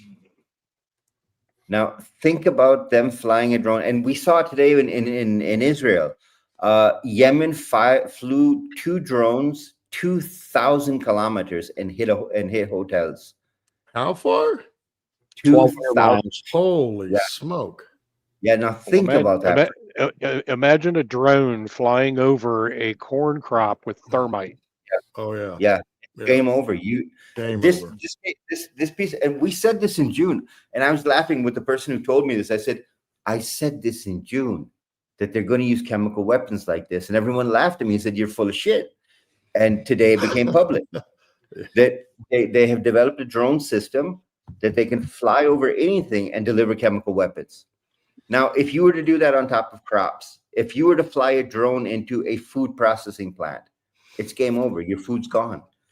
Think about what happened with Tylenol. If you remember back when Tylenol, the one of the Tylenol plants was infested, and they had to recall all the Tylenol. If the U.S. doesn't manufacture medicine anymore, you have to import all of it. Yeah. Now think about the timeline of getting that medicine to the U.S. and getting it distributed to people. There are too many factors when you look at this. Wargaming this thing out, it would take you months. Almost 3 years ago, it'll be 3 years ago next month, Mike Sterling and I did a very long episode on the prospect of consumer drones being used to attack us in America. And everybody was laughing at us, saying how you guys are full of shit, blah, blah, blah. And we painted some scenarios of using drone swarm software, which Hollywood open sourced many years ago. At the time, you could control 5,000 drones simultaneously, one operator. Now that same software has evolved to the point where one operator can control 15,000 drones. The software was written for the purpose of light shows put on by drones, okay? So Mike and I put this out there and said, you know, what happens if an operator flies 24 of these drones into a football stadium and drops aerosolized carfentanil on people? Carfentanil is 50 times more fatal than the base analog of fentanyl. And there's 1,400 analogs of fentanyl. We have signatures on 200 of them. And I mean, the keyboard warriors came out of the woodwork lambasting us for it. You couldn't have planned this any better, though. 2 days after that, there was a huge news item on drones infiltrating NFL stadiums, and it had happened on a Thursday night in Cleveland. For whatever reason, that one made the news cycle. And then not 3 days after that, on the front page of SAM.gov, supplyandmanagement.gov, it's where all federal contracts are awarded and managed. Big RFP across the front, you know, request for proposal on EMP weapons that could shoot down enemy drones without destroying them like a kinetic weapon would, and hopefully leave something for us to gather intelligence on. Like it couldn't have lined up better with, you know, what we were putting down at the time. So I'm pretty proud of Mike and I. We have a good record on this stuff because, you know, Khalid will tell you drones have been used in the Middle East for years using drone swarm technology. The IRGC in 2018, 2019, one guy flew 20 drones from the IRGC into Saudi Arabia, smoked their largest oil processing plant in less than 20 minutes and nuked 5% of the world's oil supply in the blink of an eye. And now what we're seeing out of Ukraine, people are finally on board going, holy shit, this is scary stuff. And it is scary stuff. So wrapping that up, let's move into the next segment, which is panic buying and societal breakdown. So the reason that you will not see the electric grid and communications networks taken down immediately is because Al-Qaeda in particular, but ISIS as well, want everybody to know what they've done. They want to horrify the country. They want to horrify the world. They want to scare the bejesus out of everybody. So that news in itself is going to trigger mass panic. And we will strip every shelf bare in the blink of an eye. And then you'll probably end up with all kinds of fights and riots and food riots, et cetera, et cetera. Social media, they'll use it to amplify the fear. And we'll see videos from citizens showing empty shelves, but we'll also see videos from ISIS beheading our people and those sort of things. It's going to be horrific. And so hoarding will come into play. Look at what happened to Moonfloss during Charlie 19. You know, the manufacturing process for residential, you know, Moonfloss toilet paper versus commercial, completely different. A lot of people didn't catch on to this. They're produced in different plants. It's a completely different set of machines that makes them. There was no shortage of commercial TP. You could find it just about anywhere at any industrial supply business. But anyway, hoarding, there's an example of it happening just like that, based on somebody saying, oh my God, we're going to run out of toilet paper, when no such thing, you know, would have happened if hoarding hadn't come into play. You're going to see certain segments of our population, elderly, poor, they're going to suffer more than anybody else. So the inequities between those of us who have and those who don't have is only going to get bigger. And at some point in time, you hit a breaking point where the people who don't have are pissed that the small group of people do have. And that leads to bad stuff, obviously. Urban areas are going to be in much more trouble than rural regions, where the rural regions, there will be people who still have farms. There will be people who are hobby farms, people with chickens, eggs, all that good stuff. So as we've spoke before in the medical side, you're going to see black markets emerging, skyrocketing values for basic staples. Myself, I don't think the fiat dollar survives this. I think that we end up backed by paying for stuff, gold, silver, or bartering with other items. But essentially, it's only 2 days from the beginning of the attacks to the time that the entire society loses cohesion, starts to fall apart. Survival instincts at that point, override civility, and it turns your neighbors into rivals unless you've already teamed up with them in a mutual assistance group. So as to, I'm coming right back to you, and I'd like your thoughts on social media driving panic buying faster than ever before, especially before we had social media. Well, you have the rapid information spread. So pre-digital era, you would hear about things by word of mouth that were personal experiences, and those were limited to localized areas. It would take forever for that to spread across the country. So with the advent of social media, now instead of taking days, weeks, and months for that information to get out there, and by the time it got out to where it was, the problem was solved, people saying, oh, that was a big nothing burger. Now it's instantaneous. People see that, and then you have the emotional contagion that follows behind that.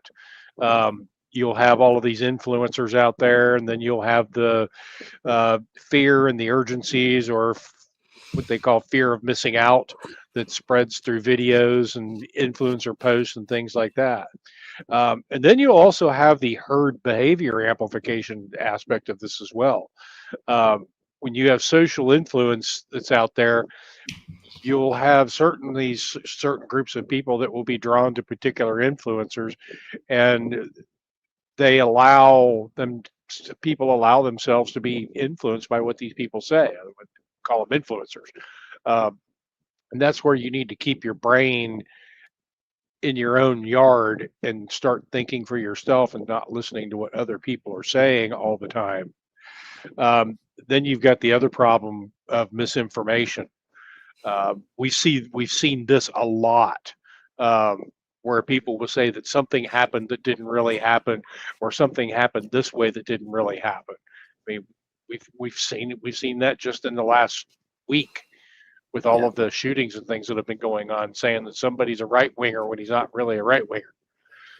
So that's how the digital age has affected panic buying. I mean, to be honest with you, we're just starting on our last case of toilet paper from 2020. So you're the guy who said, no, I already knew about the commercial stuff. I knew that you could go down to the janitor supply house and get that stuff.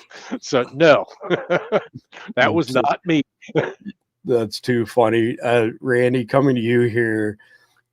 I'm just trying to think of the best way to phrase this question, but can you think of how the government and their messaging could either curb or worsen a hoarding frenzy? I mean, I hate to say this, but I think most of our 3 or 4 letter agencies, pardon my French, will fuck this up beyond all belief. Well, I don't think people will believe them anymore now at this point, no matter what they say. I know I don't.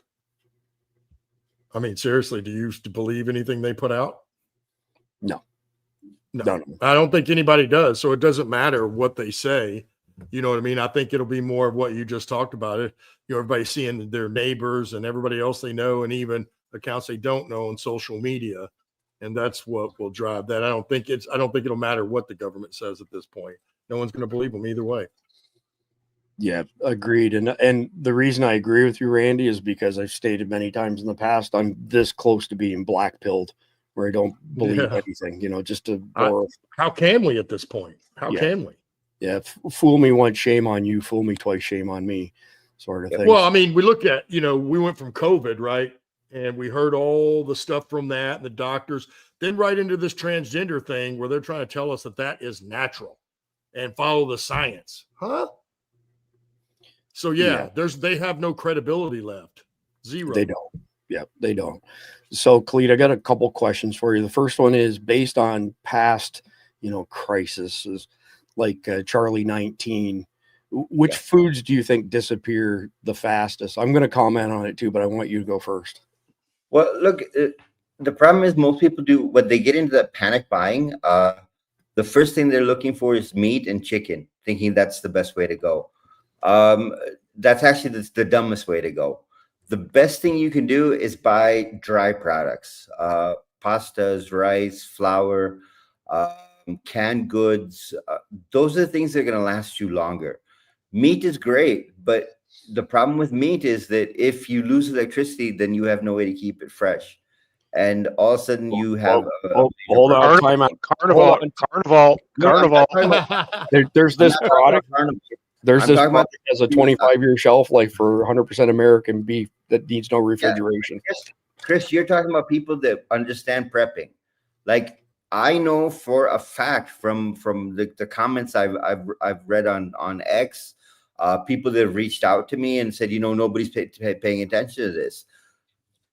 When the world stops and there's no food, you're going to be looking for I don't know, pulses is what they call them in the US. You're going to be looking for rice. You're going to be looking for flour. You're going to be looking for things that actually feed you. Because see, when you eat a piece of meat, that lasts you for a few hours. When you have all kinds of dry goods, those will last you for months. You don't have to worry about the supply that breaking down. But the problem we've got right now is that people are not taking this serious. And the panic buying that will happen once this starts to go, you have no idea what you're going to face. It's like you keep talking about Black Friday and people fighting over a TV. You'll have people fighting over a stick of butter. Oh, absolutely. No question. Oh, for sure. So you're 100% right. Let me move into the next question. Why do urban centers suffer more than rural areas initially? Look, your urban centers are I hate to say it this way, but your urban centers are more comfort based. They're used to ordering food. They're used to going out and buying what they need when they need it. They don't understand that if you don't stock up, you will run out of something. It's when you live in rural communities, and I've lived both in the cities and in the rural communities. Rural areas, when you live rural, you can build a garden for yourself. And when you build a garden, you have all kinds of things that you can grow for yourself. You can have chickens, you can have your fresh eggs, you can have meat. You cannot do that when you live in the city. And in the city, once an attack like this happens, it's game over. Once the stores are empty, you have no food. Nobody's going to deliver you a pizza. Nobody's going to deliver you a burger. Let's just forget about it. Oh, man.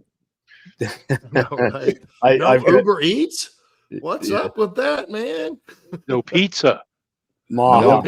No Domino's. Maha forced on the masses, basically. Go ahead, Randy. Well, that's what my Carnival is going to be. I have some, but definitely not enough if we had to sustain for months or a year. So that's going to be Christmas Day, buddy. You know what I mean? We're going to be eating other stuff. We pull out the Carnival. It's time to party. Canned hams. Right. There you go. Yeah, I'm sure the Carnival guys will appreciate you saying that, Randy. Thank you.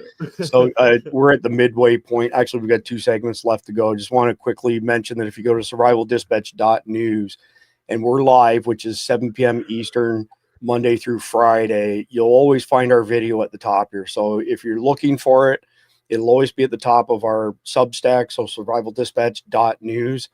When we're not broadcasting, the daily sit rep will typically be the top item, unless we have a learning video, an instructional video that we've released that day from JJ Morris. For those of you who haven't seen what a sit rep looks like, a situation report, this is today's sit rep, and it has all kinds of extra information and links regarding tonight's broadcast, and all the way down until my signature. Everything from here up is free. If you end up a paying member, $7.99 a month or $74.99 a year, which gets you 2.5 months for free, you also get automatically enrolled in our SDEN system, Survival Dispatch Emergency Notification System. You don't have to do anything. All you have to do is sign up. You're automatically enrolled. You also get an invitation to our insanely busy Signal chat, which the volume of intelligence shared by experts and members is unbelievable. There are days that there are, dang it, this thing is killing me. There are days that there are well over 3,000 messages a day go through that Signal chat. We never anticipated it to become such a big deal. And in addition to that, you get all 37 of the Survival Dispatch Insider e-magazines. We sell them for $9.99 a piece. It's $370 in e-mags that you get for free. And you get, I'm just make sure I'm not missing anything. SDEN's private Signal chats. My Sometimers is kicking in. I don't have Alzheimer's. I get Sometimers. Sometimes I remember, sometimes I forget. SDEN system, access to the private Signal chat, entire library, 37 emags, early access to JJ Morris's instructional videos, and all of the sources for our SIP reps. There you go. All right, let's move into segment number 4, logistics collapse and cascading effects. So bridges being taken out, which I already mentioned. So bomb bridges, fleets of trucks sabotaged, rail lines sabotaged, ports being a major target for these, call them the constant rollover of terrorist attacks that happens from the 200,000 plus SIAs we let in. Perishables then end up, they rot because you have food, fuel shortages. You've got all these delivery mechanisms potentially, crippled. So now we can't get the food to where it needs to be, which then in turn means processing plants shut down because they don't have the goods to turn into canned goods. And with the ports being messed up, that stalls international trade. The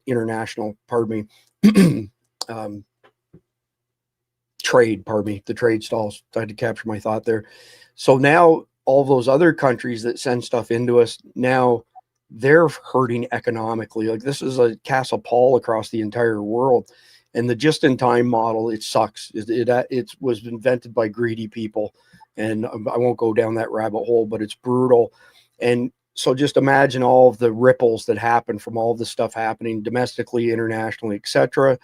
And by the end of the first week, the hunger clock, for lack of a better term, you're this far from total systemic failure, if not already across the line.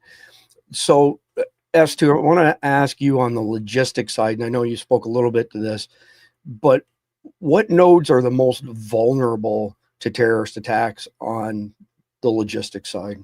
So I found my map. I'm looking at it right now. We would be talking about the port of Los Angeles, Long Beach, port of New York, New Jersey, port of Houston. We want to talk about global. We could say Rotterdam, Netherlands, Shanghai, China. Those are the inland. Actually, those are not all of the inland ones. If we look at inland rail and intermodal hubs, we would be talking about in the United States, that would be Chicago, Dallas, Fort Worth. If we want to talk about global, we could be talking about China, Europe rail. We talk about major warehouses and distribution centers. We talk about Amazon logistics, mega warehouses in California and Texas. Key highway and bridge interchanges would be US I-95, I-495. We talk about the George Washington Bridge. We talk about New York, New Jersey, Global A1. So those are pretty much the ones that are largest vulnerabilities in our supply chain, the most exposed anyway. I appreciate that. Great answer. Very comprehensive. Randy, coming to you next. So we already mentioned, medicine, but what non-food sectors will suffer the worst from this breakdown in the supply chain, logistics in particular? Well, obviously it'll be our water, right? It'll be, I don't know if the electricity's working, how much all that water comes down from all our systems or not. I don't know how much they depend on electricity, Big but time. they have to clean it somehow. They have to clean the water somehow. So I would say water is going to be a problem. Any type of fuel be gone like right away. Let's see. You're talking about what else would we need? Water and fuel and food would be the biggest, right? And everything else will follow shortly thereafter. And I mean everything. Yeah, exactly. I think that it suffice it to say that all of the non-essential goods, people aren't going to be buying stuff to make them comfortable and happy. So those industries will collapse in no time at all if there's not some survival aspect to a product. Well, you've got to realize too, Crip, if we're talking about people aren't going to work in 3 days, they're not going to be selling that anyway. Correct. But stuff that you need to actually get around and to cook and or if you can actually drive, but you might even need fuel to help, run your generator or whatever you're doing at home to do what little bit you can do. So once you lose fuel, food, and water, it's game, set, match. Now you're back to 1500s. We go way back. And then we already talked about, you look at then the food on the land, right? All that wildlife everybody thinks they're going to go get, as you mentioned before, within 2 months, that's all gone. So there's not a whole lot of good news is what it there's boils not down any to. good news. Yeah. None. Zero. So, Clete, a couple questions for you. In your estimation, how quickly could international partners aid in this type of crisis? Well, okay, right now, the way you get deliveries is by ship. Cargo ships come in, they deliver everything for you. If the government were to say, okay, we're going to put C-130s in the air, and we're going to fly them to London, we're going to fly them to Paris, we're going to fly them to X country, load up the C-130 and bring food back with you. That would be the quickest way you could make things work, because you don't have a lot of options. Once America comes under attack, a lot of the international partners are going to pull back. They're not going to send their ships because the worry is going to be something's going to happen to their ship. So if the US government says, okay, the best thing we can do is put C-130s in the air and go and collect the food from there, bring it here, and let the military run a distribution system of their own. That's the best thing they could do. The problem is that most people right now, even in the government, are not even accepting this as being a possibility. And when you're not accepting it as being a possibility, you're not preparing from a federal government point of view. I'll give you another example. Early this morning, the National Counterterrorism Center put out another alert that all people that are practicing Judaism are targets during their holidays for Hamas and for ISIS. That alert went out. We posted it probably about a half hour, 45 minutes before we went on air tonight. No one cares. Where did you post that, Clete? On your website or your X? No, we put it on X because we don't force people to come to our website. We know that all the traffic's on X. We put it right up there. We posted a graphic up there that there's the NCTC actual alert. And this follows along with what ISIS has put out. ISIS put out a threat saying that they have put out an order to all of their fighters that anywhere in the US, in Europe, in England, if you find a Jew, kill them. I saw that. So when you know these threats are out there and you're not doing anything about it, you are just making yourself a target yourself. I mean, I said it today when I listed the 5 threats that are in the US threat matrix right now. If you're not paying attention, you're not listening, good luck to you. Yeah, and I've got one more question for you, Khalid. So why hasn't any of this stuff been fortified post 9/11 as far as all these logistics, supply chains, especially our food? Why has there been no investment in fortifying this stuff? No significant investment. Because rich people own it. Not only do rich people own it, but no one thinks it could happen again. I mean, 9/11 was a fluke as far if you ask anybody. That was just a fluke attack, and it just happened. Now the level of threat that the U.S. faces, now people are going, wait a minute, we should have done this, we should have done this, we should have spent money here, we should have spent money here. And it's too late, because in 3 months, we have less than 3 months actually. In 3 months, you can't fortify anything. I appreciate that. Thank you. So before we go to the next segment, I just want to quickly read something here. Let me get it up on screen. So this is from June the 12th, I believe. Yeah, June 12th, 2025. And everything we know so far about the United Natural Foods cyber attack. Long story short, I'll put this link out there for y'all, but they lost $400 million in business over one cyber attack that had massive implications for them. And it didn't take long for those effects to hit the supply chain. That's one supplier, one cyber attack, $400 million in food, not on the shelves in the blink of an eye. So it's just to give you some idea of the size and scope of the damage that can be done with this stuff. So we're moving into segment 5. And if I remember correctly, yes, this is the last segment. So rationing, government response, and building resilience. So the significant possibility based on history in the past that the government rolls out ration cards, but you're going to see all kinds of stuff happen as a fallout for that. Let's just say there's going to be some struggles, and I'll let the panel get into that. The military will absolutely have to step in to assist with logistics, but there's going to be corruption fueling black markets, especially when it comes to certain things like fuels and medicine and food that we've spoken of. Rationing starts to cause resentment amongst people. And so now you end up with disputes happening on a regular basis because you've got the majority of your citizens are hangry. So it's the combination of hunger and anger, hangry. Anybody who's cut body fat knows that hangry is a real thing.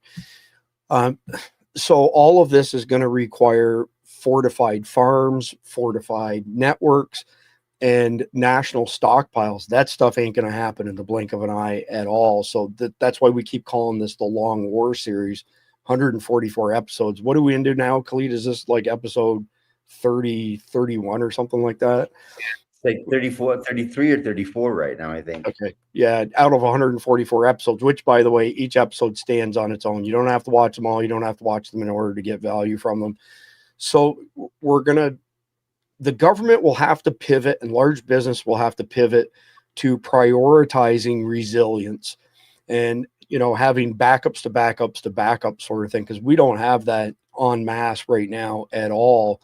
And I would argue that food security equals national security for everything that we've already mentioned, but clearly that message hasn't got through to S2. What'd you say? The greedy people who are in charge of just in time operations, or came up with that philosophy. Yep. So, sorry, go ahead, S2. Yeah, they're not worried about being fed. They've got all their food. They own it. Well, I'm going to come to you right away.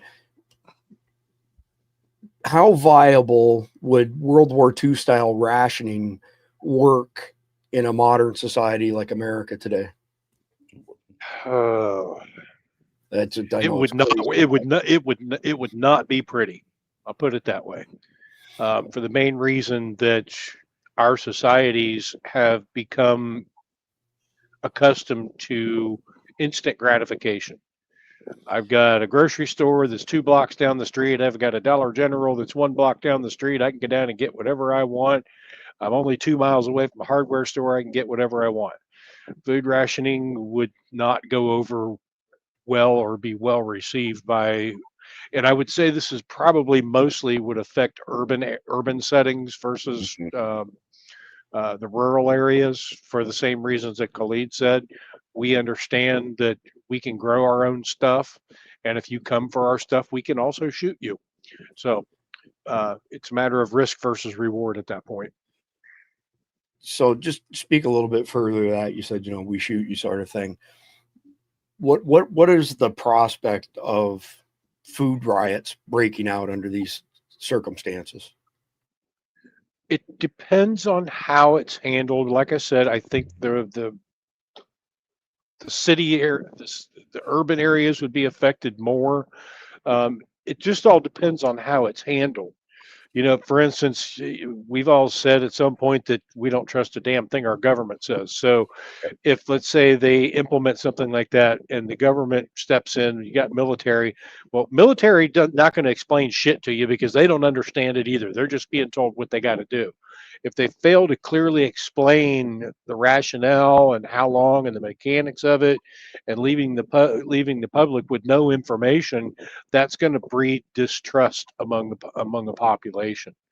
There's also going to be situations of perceived favoritism or unequal distribution to people. For instance, the guy with 5 kids versus the guy with 4 kids, and he gets just a little bit more than the guy with 4 kids.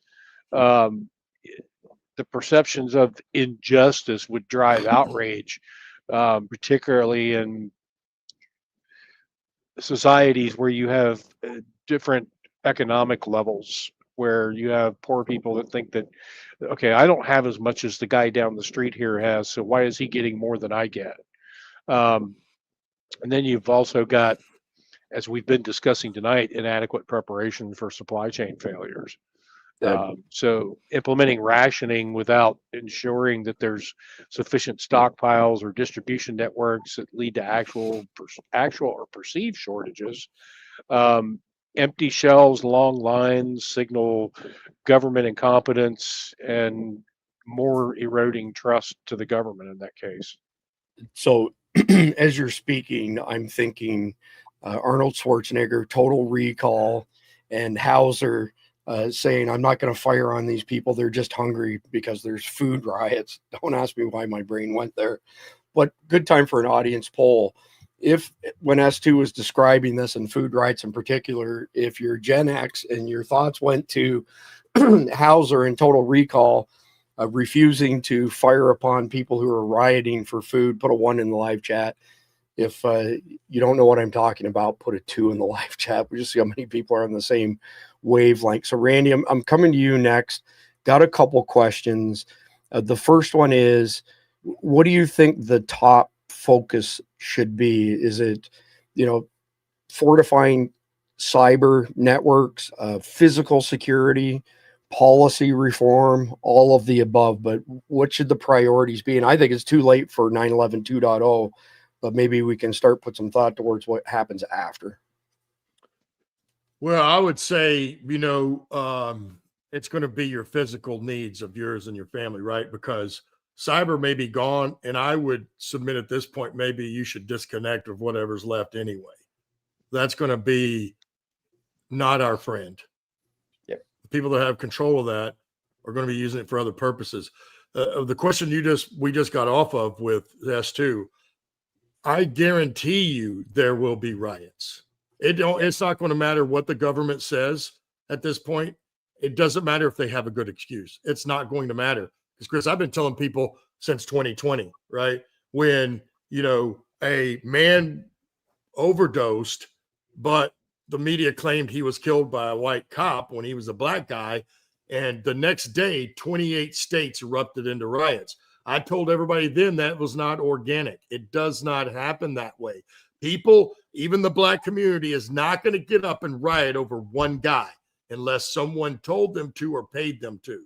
It's a fact. If we look back at history of all times, when did people actually riot? When there's no food or water, that is when good people, and everybody will get up and riot. And that is what will happen. Because when you don't have any food or water, people are going to go to complete extremes. So your physical safety is going to be, and your family is going to be the most important in these days and times, because it is going to be absolute chaos, because that is when people will riot. Agreed. So, Khalid, coming to you last but not least, how does securing food networks, metaphorically speaking, reshape U.S. security priorities? Well, look, when you talk about national security priorities, everyone thinks first it's national defense. National defense is only important if you're attacking other countries or you're at war with another country. That's probably the last thing on my list. When I talk about national security priorities, the first thing I look at is the food network. Because as long as you have food, your people are happy. There are no riots. There are no problems. Second thing on that list is your infrastructure. That you must have electricity. You must have, basic traffic. You have to have roads. You have to have bridges. Those are your two most important things. Now, when you look at it from a terrorist point of view, those are the first two targets they're going to hit. Because they know that you carry out an attack, you achieve you achieve your certain success. But the panic that's created in the people after the attack is over, that carries on. The psychological effect, we've said this before, the biggest thing they're looking for is a psychological effect that lasts. When you run out of food and you have riots over food, that is something that you will never forget. And I'll give you simple examples. Look at Bosnia during the war. They ran out of food. They ran out of supplies. What were they doing? They were literally rioting over food. And when the aid trucks came, the aid truck would never reach the distribution point because the people would stop the truck and they would take the food off the truck because they were so hungry. Yeah. Now, when you talk about the U.S., and I hate saying it this way, the U.S. has become very comfortable. It's like S2 was saying. I mean, you can go out the door and you go down. You can buy whatever you need from the grocery store and come back. No one has thought about the possibility of what if that grocery store wasn't there anymore. Not just that grocery store, but no grocery stores. What if there were no pharmacies available? What if there was no general stores available? What if there was no hardware store available? That thought has never entered anyone's mind because America has become so comfortable. Yeah. And what the terrorists are planning right now, it's a retribution attack for what was done to them. They look at Iraq, they look at Afghanistan, they look at Syria and go, we didn't do this. This was done to us. So now we're going to pay you back. Yeah, but not exactly comforting words, but accurate for sure. So that's somebody said in the comments that, they're writing now. Trust me, folks, this is not real. This is fake or play writing. The level of writing we're talking about, you will know the difference. Yep. Yeah. So basically, just to wrap up the main topic tonight, the reality is that food security hangs by threads. And don't think for a minute that our enemies haven't already identified and studied this extensively. And so the hunger clock, to put that in the back of your mind, it's not fear mongering. This is just good practice to be a prepper and to prepping food. And ironically, that leads us directly into the Carnival hero of the day. This is like one of my favorite parts of the entire broadcast. I get to do this. I swear to God, I feel like I'm John Madden Monday Night Football every time I play that. The Carnival, replay. So here it is. This is an amazing story, by the way. Like, the video is just unbelievable. This guy's name's Jonathan Bauer, and he demonstrated true heroism. He sprang into action on May 2nd after seeing a truck swerve, and it turned over the side of the bridge, and a baby fell out of the truck into the water, which I think is like 25 feet below the bridge. Watch what this guy does. This is absolute heroism. 1 minute, 39 seconds. I'm going to play the whole thing. Without hesitation, a man jumped into the 25-foot high water from the bridge and rescued an 18-month-old baby girl in the icy seawater. On February 25th, a serious accident involving multiple vehicles collided on a bridge in Ocean City, Maryland. One of the pickup trucks was dangerously suspended outside a concrete guardrail. Due to the impact force generated by the collision, an 18-month-old baby girl inside the truck was instantly thrown out and fell into the seawater at the bottom of the bridge. When tragedy was about to happen, a driver got out of the car and quickly rushed towards the guardrail, jumping off without hesitation. When I looked over, the little girl, she was on her back, head completely out of the water, arms moving, legs kicking. He swam towards the girl and rescued her before the emergency personnel arrived. And then I put her against my shoulder, and within seconds, she spit out a bunch of water. The people on board witnessed the thrilling rescue process. Subsequently, the hero climbed up the ladder and handed over the child to the baby's family. Firefighter and paramedic Ryan Wilmer was one of the first people to arrive at the scene. He said, I had to go over and shake his hand. I had to see who took the jump and made the plunge, for lack of a better term, to save this child. Without his heroism, she wouldn't be here. This brave hero originally hoped to remain anonymous until it was confirmed that the baby was safe and sound before willing to reveal his identity. At the time of the incident, Bauer's daughter Ava was on the bridge, watching her father jump into the water with both feet on the ground. Ava choked up and said, "Probably the scariest part of my life, seeing my dad jump off the bridge." Oh, holy crap. That was a mission real- from God right there. Yeah. Howdy. Yeah. What an amazing story. Hats off to that guy. That really is a true hero. For the reader submitted story of the day, it's actually not a reader submitted story. It's a story that Randy sent me by text this morning. And if this stuff doesn't infuriate you're going you, to piss me off now. That's the goal. So when I send you the new wall divider like this, so that we've got like background, I'm going to send you one of my Garmin watches that'll tell you every 30 seconds that you're going to pull a gasket, just because. But yeah, this one was submitted by Randy earlier. This is Islam America. Will be a Muslim country, and Islam will enter every house. They can be as mad as they want. I don't care. 57 seconds. We are the messengers of the messenger. We are the representative of this deen of Islam. We have to be the solution. The future is ours.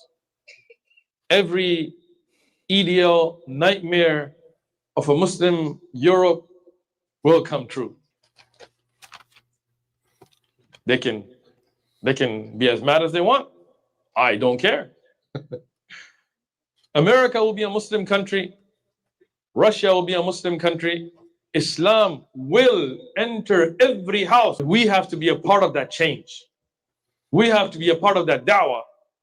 We have to be a part of those ghuraba who stand firm on our aqidah and our practice and our deen and never, ever apologize. We're unapologetic. Never, ever compromise. We're uncompromising. All right, Randy. Wow. Take a swing at that. Well, it's like what we've said. You know what I mean? When they tell you who they are and what they're going to do, you need to believe them. Because we are seeing this more and more now, whether it was the black gentleman that went into the Houston stores last week, you're seeing this movement start because that is what they're planning, folks. The people that are the jihadists, nothing is going to stop them short of death. That's a fact. I learned that in the country, right? And not only that, then when they move in, all the nice ones follow lock and step. It's just the way it goes in the neighborhood. So the reality is they are telling us exactly what their plan is. And if we don't take it seriously, we're going to have we already have a serious problem on our hands, but it's going to get out of control. And part of that is it's because the side that hates this country has now embraced these folks as an arm for them, an action arm, we'll say. And that is what we're looking at.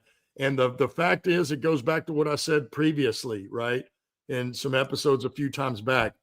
When someone is doing something that they think is a mission or is a message from God from them, it is very hard to manipulate that person or to stop them or convince them that they're wrong.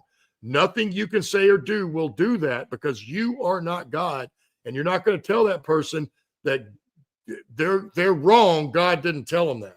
Unfortunately, when someone believes that, you almost can't ever shake them off of that. For sure. That's the truth of the matter. It would be much better if the guy was a pedophile or a drug addict or he liked girls or anything else, because then we could just, or even power. You can work with those folks.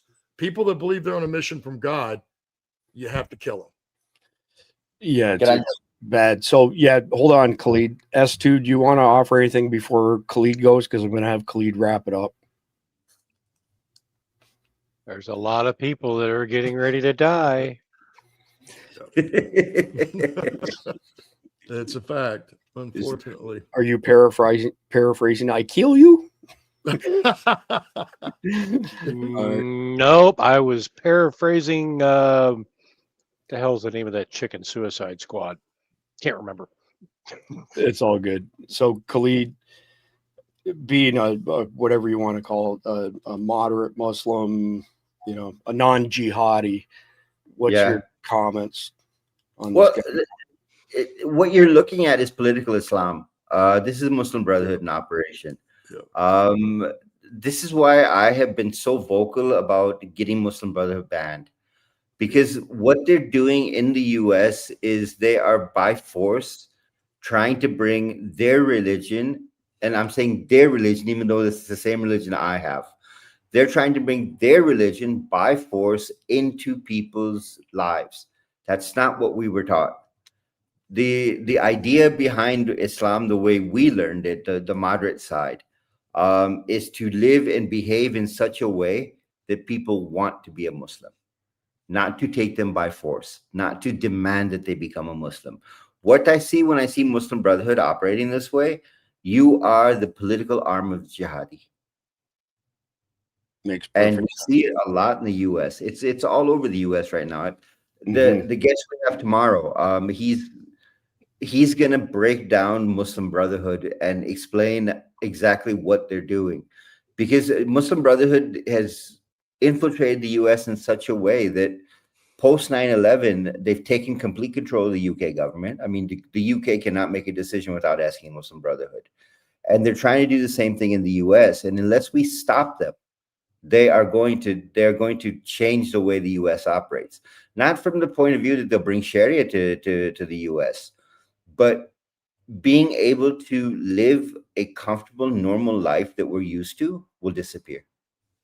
I appreciate it. Thanks. Well, you look at the video I sent. We didn't play this one, but it's the one I sent you previously that showed all the countries, right, and what their normal cultural dress was before Islam took over, and every one of those changed. And he's right. The thing that worried me most about that guy and the guy in Houston is how comfortable and confident they are in saying what they're saying. Yep. If you look at Iran before the mullahs took over, they look like a Western country. Yep. Kabul was considered the Paris of the East. Literally, Kabul was called the Paris of the East. Yep. Pakistan in the 1970s, before the war with the Soviet Union, there was no such thing as an extremist in Pakistan. And we look at it and go, that's where it started from. The book I wrote, the fiction book I wrote, Agency Rules, takes that story of what happened to Pakistan because we supported the Mujahideen, and what the kind of destruction it caused in Pakistan because we let that mentality emerge in this country and grow. I appreciate you adding that. Thank you, Khalid. So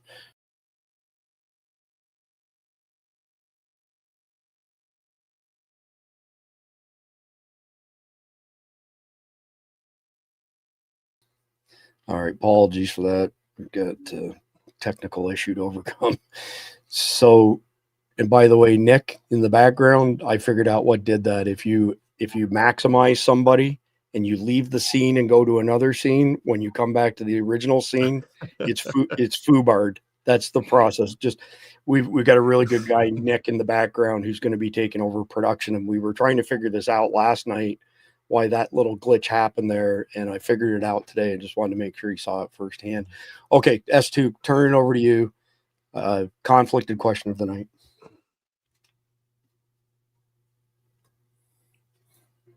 You're on mute, S2. He has to be. It's not showing that he's on mute. Here, running my mouth. Yeah, so I have one announcement to make before I go into the conflicted question.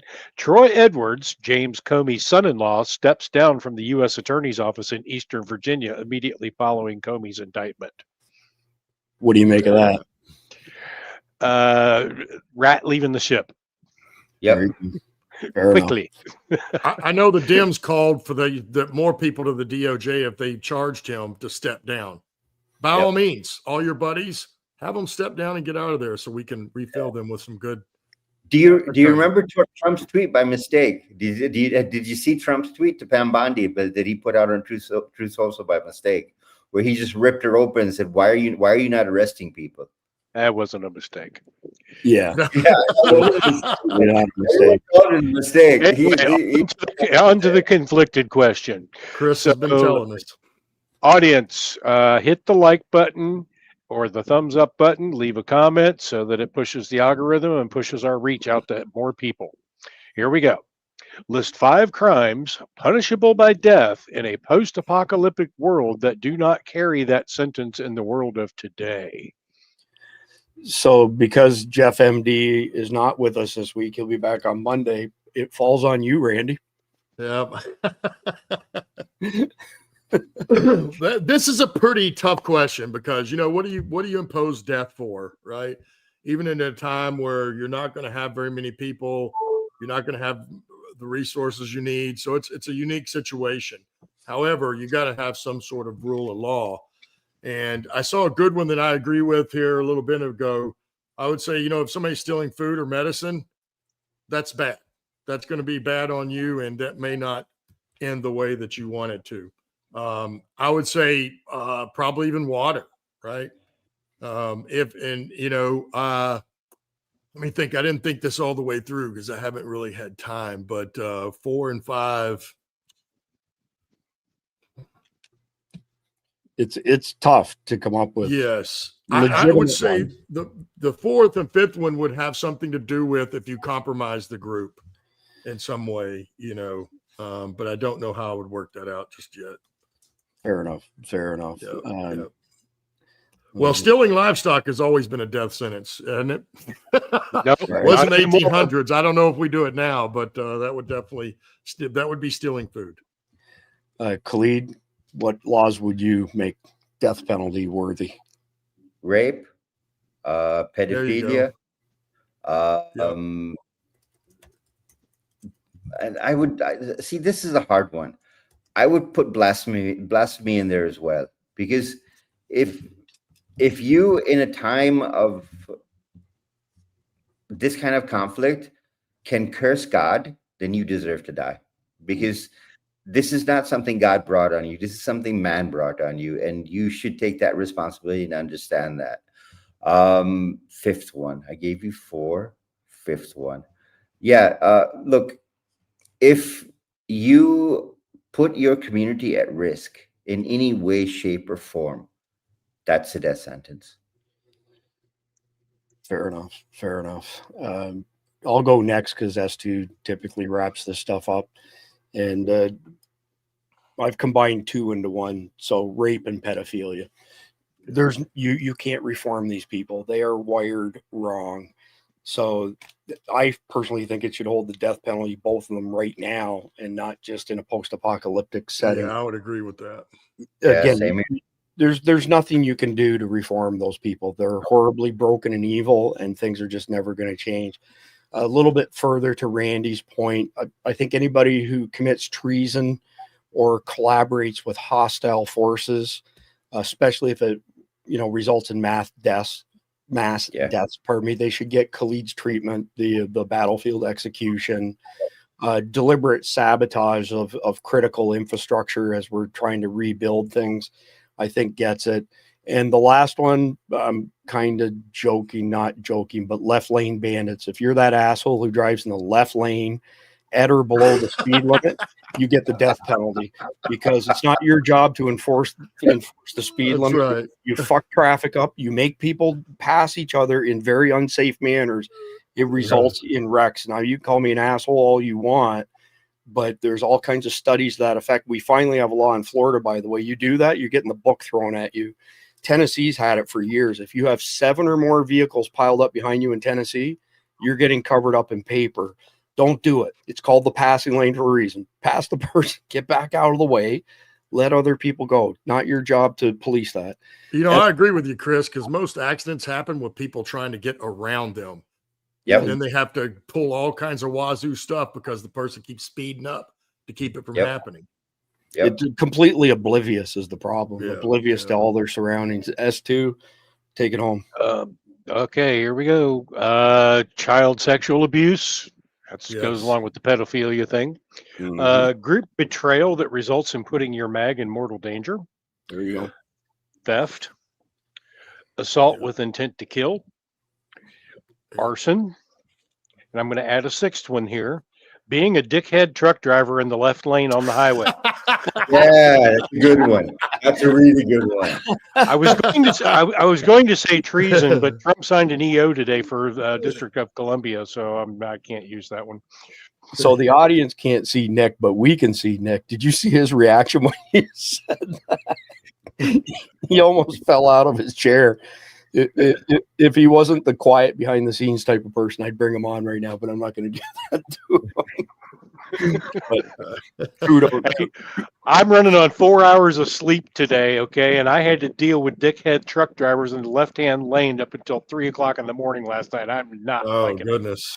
I hear you. That's too funny. So just want to mention a couple quick things. Most of you know that I have this thing for flashlights. This is the latest one that Ace Beam sent me. It is unhealthy, Chris. No, I'm like 3 flashlights away from cracking the 1,000 mark of flashlights. But wow, these guys are amazing. Ace Beam, they're my favorite flashlight manufacturer because their quality is unmatched. But this one's really decent. The price isn't too bad. So you've got a visible light, and there's a little thing you can turn on it. You can get I don't know if you can see that green laser or not hitting me. There you go. So it's got a pointer laser on it. And then it also has, went the wrong way. It's got a UV light as well. So I know that doesn't look like it, but you have to trust me that you can see it lighting stuff up on my arm. Pretty slick little flashlight, to be honest with you. Don't point it at Marine One. Yeah, well, I won't do that, but don't ever ask me for a flashlight, put it that way. Oh, we missed this one. Here we go, DS. You're right. If someone comes up and tells you their pronouns. Yeah. Who just said that? It was DS, I think, is who. Yep, telling me your pronouns, number 12, and then disrespecting Old Glory. I'm with you. So DS, do me a favor. Send an email to support@survivaldispatch.com. You just got a free lifetime Guardian membership to Survival Dispatch News and Mike Glover's Dead Drop Intel. You get lifetime to both of them. So, I mean, we don't even sell flashlight memberships. Don't touch. I'm telling you. Don't ask for the flashlight. Lay off the flashlights. You can't have flashlights. I'm telling you that right now. I want to say thank you to our friends at Carnival. These guys are true hardcore American patriots. They really care about stuff. They're doing stuff in the background that I'm not going to talk about just yet until it all gels, but very, very altruistic guys who help. You'll find out. We got some really interesting announcements on that, but this is by far the best protein source. Whether you're a prepper, you go off grid as a hunter, fisherman, hiker, overlanding, or whatever. This bag here, for example, 6 servings, 25 grams of pure protein each, 150 grams of protein. Other protein sources, like anything that's a whey isolate, that sort of thing, you would have to get 50 grams of their protein to equal what 25 grams of pure protein does. The bag's made in America. The O2 absorbers made in America. 25-year shelf life. You've got American ranchers that supply the beef. It's grass finished, no mRNA, no antibiotics, no histamines. Then you've got chicken and you've got pork as well. Randy swore off of chicken because of the crap they're using to glue meat pieces together. They're doing it to steak now too, by the way. It's disgusting. And Carnival rekindled his, affection, for lack of a better term, for chicken. Listen, we don't get paid any affiliate money by them. They give us a stipend, and we use it to defer costs, like $4,500 a month in just software subscriptions alone. We couldn't do what we're doing without them, CCW Safe, all of the Guardians out there who pay $7.99 a month or $74.99 a year. And again, if you're a paying member for Survival Dispatch, you get automatically enrolled in the SDN system, Survival Dispatch Emergency Notification System. You get an invite to our crazy busy Signal chat. The intel that's shared is unbelievable. There's nothing else like it out there. I can tell you that. You get our entire library of 37 e-magazines that we sell for $9.99 each, so $370 worth of free e-mags, early access to JJ Morris's instructional videos, and you get the sources for all of our sit reps. This weekend, Dr. Michael Fabian and I are doing our latest update on communications and prepping for standard communications to take a shit, especially when this type of event happens, like complex coordinated terrorist attacks. We're going to cover all of the regular classes of radios you would expect: ham radios, GMRS radios, FRS radios. We're going to talk handhelds versus mobile versus base stations, how important the antenna is, way more important than anything else. We're going to talk about repeaters or the lack thereof of repeaters. We're going to talk about the Garmin InReach Mini tethered to your phone so that you can communicate over the Iridium satellite network that Garmin taps into. We're also going to be further testing these push-to-talk radios that just came in from POC Link. So we started testing them today. We'll be testing tomorrow, but all day Saturday. So what this is a small radio that has a SIM card that gives you global coverage to talk to other radios that are in your group. Think the old Nextel stuff, right? And so 2 of these regular price, the Ultras, is going to be $1,100 and change. But right now, you can get 2 of these for $399. And not only that, you get a SIM card that will never cost you anything. So you can communicate worldwide to other phones like this or radios like this without paying the annual fee. The annual fee, I've seen $22, $25, $30 a year from their competitors. But if you buy it now, $399, never pay for those radios beyond that.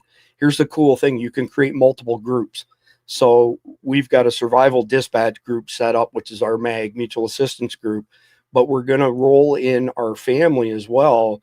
And they will be in a separate family group. And it takes 2 seconds to change from one to the other. I don't know if my wife has hers on her or not, but testing. Can you hear me, babe?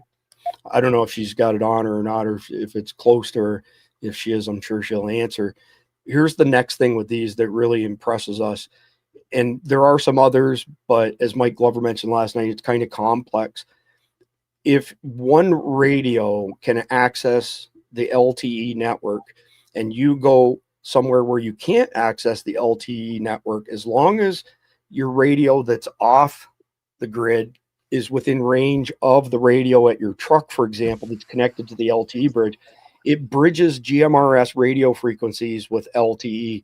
Is this the be all and end all? No, that's not what we're saying. 3 is 2, 2 is 1, 1 is none. But if these live up to our expectations over the next few days, our first recommendation from an economical standpoint, Garmin InReach Mini 2, $349 to $399.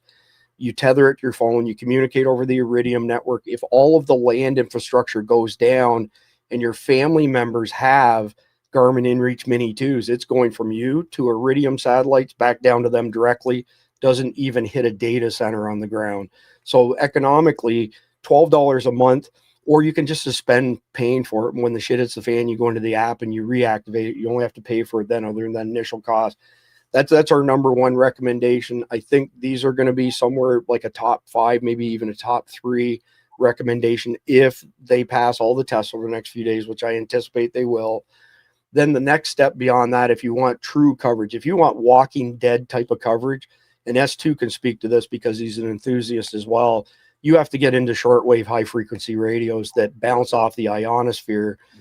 In a perfect world, when all the stars align, you can communicate around the world. But as far as getting beyond, let's say, 10 miles in a dense urban environment with ham radios, I have a 40-foot tower right there. So a mobile radio, one that goes in your truck, not a handheld, a mobile, with a 40-foot antenna, and then a big antenna on a truck, we get about 10 miles range. And that's it, because it's line of sight, can't penetrate trees, can't penetrate buildings. And those are not handhelds. The handhelds, maybe 1.5 miles, 2 miles max in an urban environment, because there's so much obstruction that UHF just cannot penetrate. VHF can't either. So the problem with shortwave high frequency is the cost. So an entry-level mobile radio for your truck, for example, starts at $1,000. It's nothing to spend $3,000 to $5,000 on a decent mobile radio. But if you want Walking Dead type comms, that's what you will need. And then there's a slew of other things that we'll cover. Apologies for being long-winded. The only reason I did this, I want to set the stage for the video recording this weekend on this topic.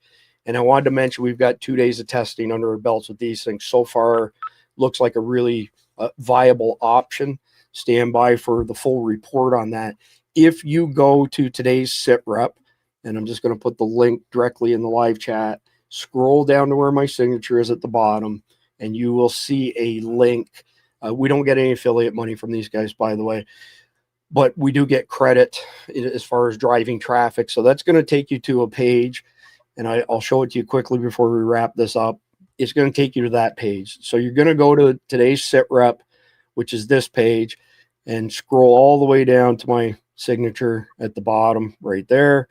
And you'll see this link. Open that link. That'll take you to this page. Instead of $1,140 for 2 radios, $399, and never, ever pay the annual fee for them. So I'll put that link in the live chat as well. But if you go to the sit rep, it's easy to find. Tomorrow night, we will be back, as Cleve mentioned. We're going to be talking a lot of Muslim Brotherhood stuff, but we also have the next topic in our Long War series, which is financial freefall. So economic panic, banks freezing assets, out of control inflation, total loss of confidence, basically spiraling the economy into chaos. So that's tomorrow night, regular time, 7 p.m. Eastern. And I don't think we got anything else to cover. So between now and then, please like, share, comment, subscribe. God bless America, and enjoy the closing video. It's a brand new one. It's short, but it's a good one.